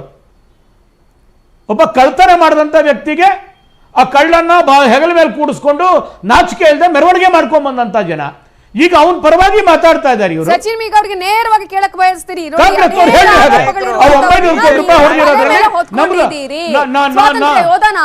ಅಂತ ನೋಡಿ. ಮಾನ್ಯ ಗೋ ಮಧುಸೂದನ್ ಏನು ಮುಖ್ಯ ನ್ಯಾಯಮೂರ್ತಿಗಳು ಅಥವಾ ನ್ಯಾಯಾಧೀಶರು ಅಂತ ಅವ್ರು ಸ್ಪಷ್ಟಪಡಿಸ್ಬೇಕಾಗ್ತದೆ. ಯಾರು ಅಪರಾಧಿ ಅಲ್ಲ ಅಂತ ನ್ಯಾಯಾಲಯದಲ್ಲಿ ತೀರ್ಪಾಗಿ ಮತ್ತದೆಲ್ಲ ಹೊರಗೆ ಬರ್ತದೆ. ಇವ್ರು ಇನ್ನೂ ನ್ಯಾಯಾಲಯದ ತೀರ್ಪು ಬರೋಕ್ಕಿಂತ ಮುಂಚೆ ಅವನ್ ಕಳ್ಳ ಇವನ್ ಸುಳ್ಳ ಅಂತ ಹೇಳಿ ಬಿಜೆಪಿಯವರಿಗೆ ಯಾರ ನ್ಯಾಯಮೂರ್ತಿ ಸ್ಥಾನ ಕೊಟ್ಟಿರೋದು ಕೇಳ್ಬೇಕು. ಇಡೀ ಬಿಜೆಪಿ ನಡೆದಷ್ಟು ಭ್ರಷ್ಟಾಚಾರ ಯಾರು ಮಾಡ್ತಾ ಇಲ್ಲ. ನಾನೆಲ್ಲ ಇವರೇ ಒಪ್ಕೊಂಡಿರೋದು. ನಮ್ಮ ಹತ್ರ ಲೆಕ್ಕ ಇಲ್ಲ ಅಂತ ಹೇಳಿದವ್ರು ಯಾರು? ರಾಷ್ಟ್ರ ಮಟ್ಟದ ಲೆಕ್ಕ ಕೊಡಕ್ ಹೇಳ್ರಿ, ಮೊದಲು ಲೆಕ್ಕ ಕೊಡಕ್ ಹೇಳ್ರಿ. ಲೆಕ್ಕ ಕೊಡಕ್ ಹೇಳಿ. ನೀವು ಬರೀ ಡಿ ಕೆ ಶಿವಕುಮಾರ್ ಮನೆ ಮೊದಲು ನೀವು ಬರೀ ಡಿ ಕೆ ಶಿವಕುಮಾರ್ ಅಂತ ಹೇಳ್ತಾ ಇದ್ದೀರಾ. ನನ್ನ ಚಿಕ್ಕಮಗಳೂರು ಜಿಲ್ಲೆಯಲ್ಲಿ ಆ ಕೊಪ್ಪದಲ್ಲಿ ಒಬ್ಬ ಬ್ಲಾಕ್ ಅಧ್ಯಕ್ಷನ ಮನೆ ರೈಡ್ ಮಾಡಿಸಿದೀರಾ, ಒಬ್ಬ ಜಿಲ್ಲಾ ಪಂಚಾಯತ್ ಮನೆ ರೈಡ್ ಮಾಡಿಸಿರಲ್ಲ ಇಡಿ ಅವ್ರ ಕೈಲಿ. ನಾಚಿಕೆ ಆಗ್ಬೇಕು ಬಿಜೆಪಿ ಅವ್ರಿಗೆ. ಚುನಾವಣೆ ಸಂದರ್ಭದಲ್ಲಿ ಬರೀ ಡಿ ಕೆ ಶಿವಕುಮಾರ್ ಅವ್ರ ಮನೆ ಮಾಡಿಸ್ತಿದೀವಿ, ಬೇರೆ ಅವ್ರದ್ದು ಮನೆ ಮಾಡಿಸ್ತೀವಿ. ನಿಮ್ಮ ಹಣೆ ಬರ ಬಿಜೆಪಿ ಅವ್ರದ್ದು. ಯಾವಾಗ ಚುನಾವಣೆ ಬರುತ್ತೆ ಆ ಚುನಾವಣೆ ಯಾರ್ಯಾರು ಸಂಬಂಧಪಟ್ಟಿದ್ದಾರೋ, ಯಾರ್ಯಾರು ನೇರವಾಗಿ ಎದುರಿಸಕ್ಕಾಗ್ತಿಲ್ಲ. ನೇರವಾಗಿ ನಿಮ್ಗೆ ರಾಜಕಾರಣ ಧೂಳಿ ಪಟ ಆಗ್ತೀರಾ ನೀವು. ಈ ರಾಜ್ಯದ ಜನತೆ ಒಬ್ಬ ಮನುಷ್ಯನಲ್ಲಿ ಎಲ್ಲ ಅವ್ರ ಮನೆ ಚಾಲಾಡ್ಬಿಟ್ಟಿದ್ದೀರಾ 4-5 ಸೇರಿ. ಈಗ ಹೋಗಿ ಮತ್ತೆ ಈ ಚುನಾವಣೆ ನೀವು ಈ 1 ತಿಂಗಳ ಹಿಂದೆ ಮಾಡ್ಬೋದಿತ್ತಲ್ಲ, ಇಲ್ಲ ಒಂದ್ ತಿಂಗಳು ಆದ್ಮೇಲೆ ಚುನಾವಣೆ ಆದ್ಮೇಲೆ ಮಾಡ್ಬೋದಿತ್ತಲ್ಲ. ಈಗ ಯಾಕೆ ಚುನಾವಣೆ ಸಂದರ್ಭದಲ್ಲಿ ಮಾಡಿಸ್ತಾ ಇದ್ದೀರಾ? ನಿಮ್ಗೆ ಕೈಯಲ್ಲಿ ಆಗೋದಿಲ್ಲ. ನೀವೊಂದು ತಿಳ್ಕೊಂಡಿದ್ದೀರಾ ಈ ಕೆಪಿಸಿಸಿ ಅವ್ರು ನಿಲ್ಸಿ ಅವ್ರನ್ನ ಜೈಲಿಗೆ ಹಾಕ್ಸ್ಬಿಟ್ರೆ ನಾವು ಬಿಜೆಪಿ ಅವ್ರು ಆರಾಮಾಗಿ ಬರ್ತೀವಿ ಅಂತ. ನೀವು ಬಿಜೆಪಿ ಅವ್ರು ಅಂತ ತಿಳ್ಕೊಳ್ಳಿ. ಡಿ ಕೆ ಶಿವಕುಮಾರ್ ಅವ್ರು ಜೈಲಲ್ಲಿದ್ರು ಈ ರಾಜ್ಯದಲ್ಲಿ ಕಾಂಗ್ರೆಸ್ ಕರ್ನಾಟಕದ ಅಭ್ಯರ್ಥಿಗಳು ಗೆದ್ದು ಬರ್ತಾರಂತ ಒಂದು ಹುಷಾರಾಗಿ ನೀವು ತಿಳ್ಕೊಬೇಕಾಗ್ತದೆ ಬಿಜೆಪಿ ಅವರು. ನಿಮ್ನ ಜನ, ಈ ರಾಜ್ಯದ ಜನ ಸುಮ್ಮನೆ ಬಿಡೋದಿಲ್ಲ. ಇಡೀ ರಾಜ್ಯದ ಜನ ನಿಮ್ಮ ಆಟೋಪಾಟಗಳಲ್ಲಿ ಎಲ್ಲ ನೋಡ್ತಾ ಇದೆ. ಇಡೀ ಉದ್ದಕ್ಕೂ ಕೊರೋನಾದಲ್ಲಿ ಎಷ್ಟು ಭ್ರಷ್ಟಾಚಾರ ಮಾಡಿದ್ರಿ, ಬೆಡ್ ಅಲ್ಲಿ ಎಷ್ಟು ಹೊಡೆದ್ರಿ, ಇಲ್ಲಿಂದ PM ಕೇರ್ಸ್ ಫಂಡ್ ಅಲ್ಲಿ ಎಷ್ಟು ದುಡ್ಡು ಲೂಟಿ ಹೊಡೆದಿದ್ದೀರಾ. ಇಡೀ ರಾಷ್ಟ್ರದ ಜನರನ್ನೆಲ್ಲ ಕತ್ಲೆಲ್ಲ ಹಾಕಿ ನೀವು ಲೂಟಿ ಮಾಡ್ತಕ್ಕಂಥ ವ್ಯವಸ್ಥೆ ನರೇಂದ್ರ ಮೋದಿ ಅವ್ರ ನೇತೃತ್ವದಲ್ಲಿ, ಅಮಿತ್ ಶಾ ಅವ್ರ ನೇತೃತ್ವದಲ್ಲಿ ದೊಡ್ಡ ಹೊನ್ನಾರ ನಡೆಸ್ತಾ ಇದ್ದೀರಾ. ರಾಜ್ಯದ ಜನ, ರಾಷ್ಟ್ರದ ಜನ ಎಚ್ಚರಿಕೆಯನ್ನು ನೋಡ್ತಾ ಇದ್ದಾರೆ. ನಿಮ್ಮ ಭ್ರಷ್ಟಾಚಾರ ಇರ್ಬೋದು, ನೀವು ಮಾಡಿರ್ತಕ್ಕಂಥ ಎಲ್ಲದನ್ನು ಜನ ಇದು ಕೇಸ್ ಅಲ್ಲ, ಕೇಸ್ ಹಾಕೋದು ಬಿಡೋದು. ನೀವು ಕೇಸ್ನು ತೆಗಿಸ್ತೀರಾ. ಸುಪ್ರೀಂ ಕೋರ್ಟ್ ಜಡ್ಜ್ನೆ ಸುಸೈಡ್ ಮಾಡ್ಕೊಳ್ಳೋ ವ್ಯವಸ್ಥೆಗೆ ಹೋಗಿದೆ. ಸುಪ್ರೀಂ ಕೋರ್ಟ್ ಜಡ್ಜ್ಗಳಿಗೆ ಅವ್ರೇನಾದ್ರು ಆರ್ಡರ್ ಕೊಟ್ರೆ ಅವರಿಗೆ ನಿಮ್ಮಲ್ಲಿ ರಾಜ್ಯಸಭಾ ಮೆಂಬರ್ ಮಾಡ್ತೀರಾ. ಯಾವ್ದ್ರಿ ನಿಮ್ದು ಬಿಜೆಪಿ? ಇಂಥ RSS ಅಂತ ಹೇಳ್ಕೊಂಡು ನೀವು ಬಂದವರು ಇಡೀ ರಾಷ್ಟ್ರದ ಮೌಲ್ಯಗಳನ್ನ ತೆಗೆದಾಕ್ತಿರ್ತಕ್ಕಂಥ ನಿಮ್ಗೆ ಬಿಜೆಪಿ ಅವ್ರಿಗೆ ನಾಚಿಕೆ ಆಗ್ಬೇಕಾಗ್ತದೆ. ಇವತ್ತು ಕರ್ನಾಟಕದಲ್ಲಿ 15 ಮಾಡಕ್ ಕೊಟ್ಟಿರ. ಒಂದು ಮಾತ್ರ ತಿಳ್ಕೊಳ್ಳಿ, ನೀವು ಬಿಜೆಪಿಯವರಿಗೆ ಇವತ್ತು ಕೊನೆ ಕ್ಷಣ ಬರ್ತಿದೆ, ರಾಜ್ಯದ ಜನ ನಿಮ್ಗೆಲ್ಲ ಮತ ಕೇಳಕ್ಕೆ ಬಿಡಲ್ಲ ಅಂತ ಪರಿಸ್ಥಿತಿಗೆ ಹೋಗ್ತಿದ್ದೀರಿ ಮುಂದಿನ ದಿನಗಳಲ್ಲಿ. ಆಲೋಚನೆ ಮಾಡ್ಕೊಳ್ಳಿ ನೀವು. ಓಕೆ, ನಾನು KV ಧನಂಜಯ ಅವ್ರ ಜೊತೆ ಮಾತನಾಡಬೇಕು ಇದೇ ವಿಚಾರಕ್ಕೆ ಸಂಬಂಧಪಟ್ಟ ಹಾಗೆ. ಈಗ RC10/A/2020 ಅನ್ನುವಂಥದ್ದು, ಇದರ ಪ್ರಕಾರ ಏನಾಗುತ್ತೆ ಈಗ, ಯಾವ ರೀತಿಯಂತಹ ಶಿಕ್ಷೆಗೆ ಒಳಪಡುವಂತಹ ಸಾಧ್ಯತೆ ಇರುತ್ತೆ ಅನ್ನೋದು, ಯಾಕಂದ್ರೆ ಭ್ರಷ್ಟಾಚಾರ ನಿಗ್ರಹ ಅಡಿಯಲ್ಲಿ ಈಗ ಕೇಸ್ ಕೂಡ ಆಗಿರುವಂತದ್ದು ಅನ್ನೋದು ಒಂದು ಮಾಹಿತಿಯ ಪ್ರಕಾರ ಅಂತ ಹೇಳಿ. ಸೊ ಈಗ ಈ ಪ್ರಕರಣದ ಸಂಪೂರ್ಣವಾದ ಮಾಹಿತಿಯನ್ನ ನೋಡೋದಾದ್ರೆ ಏನಾಗಬಹುದು? Well, prevention of corruption act ಅಂದ್ರೆ ಭ್ರಷ್ಟಾಚಾರ ನಿಗ್ರಹ ಕಾಯ್ದೆ 1988, ಈ ಕಾಯ್ದೆಯ ಅಡಿ ಸಾರ್ವಜನಿಕ ಸೇವೆಗೆ ಬರುವಂತ ಯಾವುದೇ ಒಬ್ಬ ವ್ಯಕ್ತಿ, ಸೊ ಪಬ್ಲಿಕ್ ಸರ್ವೆಂಟ್ ಆದಂತವನು ತನ್ನ ಆಸ್ತಿಯಲ್ಲಿ ಆಗುವಂತ ಏರಿಕೆ ಏನಿರುತ್ತೆ ಅದು ಸಾರ್ವಜನಿಕ ಮಾಹಿತಿ ಆಗುತ್ತೆ. ಮೊದಲನೇದಾಗಿ ಒಂದು ಇಂಟೆನ್ಷನ್ ಮಾಡ್ತಾ ಇದ್ದೀನಿ KV ಧನಂಜಯ ಅವರೇ, ಅಕ್ರಮ ಹಣ ವರ್ಗಾವಣೆ, ಅಕ್ರಮ ಆಸ್ತಿ ಸಂಪಾದನೆ ಎರಡು ಕೂಡ ಇದರಲ್ಲಿ ಬರುತ್ತಾ ಹೇಗೆ? ವರ್ಗಾವಣೆ ಅನ್ನುವಂಥದ್ದು ಈಗ ಮನಿ ಲಾಂಡ್ರಿಂಗ್ ಸಂಬಂಧಪಟ್ಟಂತದ್ದು. ಅದಾಗ್ಲೇ ಇನ್ಫ್ಯಾಕ್ಟ್ FIR ದಾಖಲಾಗಿತ್ತು, ಇನ್ವೆಸ್ಟಿಗೇಷನ್ ಅಂಗವಾಗಿ ಇವರನ್ನ ವಿಚಾರಣೆಗೆ ಒಳಪಡಿಸಲಾಗಿತ್ತು, ಕಸ್ಟೋಡಿಯಲ್ ಇಂಟರೋಗೇಷನ್ ಕೂಡ ಆಗಿತ್ತು, ಬಿಡುಗಡೆ ಬೇಲ್ ನಲ್ಲಿ ಇದ್ದಾರೆ. ಸೊ ಅದು ಬೇರೆ ಪ್ರಕರಣ ಆಗತ್ತೆ. ಸೊ ಇದು ಬಂದು ಇವರು MLA ಅಂದ್ರೆ ರಾಜ್ಯ ಸರ್ಕಾರದ ಒಂದು ಸೇವೆಯಲ್ಲಿ ಇದ್ದಂತವ್ರು, ಐ ಥಿಂಕ್ 3-4 ಬಾರಿ MLA ಆಗಿ ಎಲೆಕ್ಟ್ ಆಗಿ ಬಂದಿದ್ದಾರೆ. ಸೊ ಅವರು ಮೊದಲನೇ ಬಾರಿ MLA ಆದಾಗ ಅವರ ಆಸ್ತಿಯ ಬಗ್ಗೆ ಘೋಷಣೆಯನ್ನು ಸಾರ್ವಜನಿಕವಾಗಿ ಕೊಟ್ಟಿರ್ತಾರೆ. ಅದಾದ ನಂತರ ಅಂದ್ರೆ ಇವರ ವಿಷಯವಾಗಿ ಹೇಳುವಂತದ್ದಲ್ಲ, ಯಾವುದೇ ಒಬ್ಬ ಸಾರ್ವಜನಿಕ ಸೇವೆಗೆ ಬಂದಂತ ವ್ಯಕ್ತಿ ಕುರ್ಚಿಯನ್ನ ಬಿಸಿ ಮಾಡ್ತಾ ಹೋದಂತೆ ಆತನ ಆಸ್ತಿಯಲ್ಲಿ ಏರಿಕೆ ಆದಾಗ ಯಾವ ಪ್ರಕರಣದಲ್ಲಿ ಪೊಲೀಸರು ಅದನ್ನ ಗಮನಿಸಿಲ್ಲ ಅನ್ನುವಂಥದ್ದು ಅಪ್ರಸ್ತುತ. ಯಾವ ಪ್ರಕರಣದಲ್ಲಿ ಪೊಲೀಸರು ಗಮನಿಸ್ತಿದ್ದಾರೆ ಆ ಪ್ರಕರಣದಲ್ಲಿ ಪೊಲೀಸ್ನವರು ಮಾಡ್ತಿರುವಂತದ್ದು ಏನು ಅಂತ. ಸೊ ಇವರ ವಿರುದ್ಧ ಏನಾಗಿದೆ, ರಾಜ್ಯ ಸರ್ಕಾರ ಒಂದು ಕೇಸನ್ನ ದಾಖಲಿಸ್ಕೊಂಡಿತ್ತು ಅಕ್ರಮ ಆಸ್ತಿಗೆ ಸಂಬಂಧಪಟ್ಟ ಹಾಗೆ. ಸೊ ಈ ಅಕ್ರಮ ಆಸ್ತಿಯ ಒಂದು ಆರೋಪ ಏನಿರುತ್ತೆ, ಆ ಒಂದು ಕ್ರೈಮ್ ಇರುತ್ತೆ, ಅದನ್ನ ತನಿಖೆ ಮಾಡ್ಬೇಕಾಗಿರುವಂತದ್ದು ರಾಜ್ಯ ಸ್ವಾಮ್ಯದ ಪೊಲೀಸ್ ಇಲಾಖೆ. ಆದ್ರೆ ರಾಜ್ಯ ಸರ್ಕಾರಗಳಿಗೆ ಯಾವಾಗ್ಲೂ ಒಂದು ಸ್ವಾತಂತ್ರ್ಯ ಇರುತ್ತೆ. ಯಾವ ಒಂದು ಅಪರಾಧವನ್ನ ತನ್ನ ಪೊಲೀಸ್ ಇಲಾಖೆ ಭೇದಿಸಬಹುದು ಅಂತ ಒಂದು ಅಪರಾಧವನ್ನ CBIಗೆ ತನಿಖೆಗೆ ಹಸ್ತಾಂತರಿಸಬಹುದು. ಸೊ ಅದನ್ನ ಈಗಾಗಲೇ ರಾಜ್ಯ ಸರ್ಕಾರ ಮಾಡಿದೆ.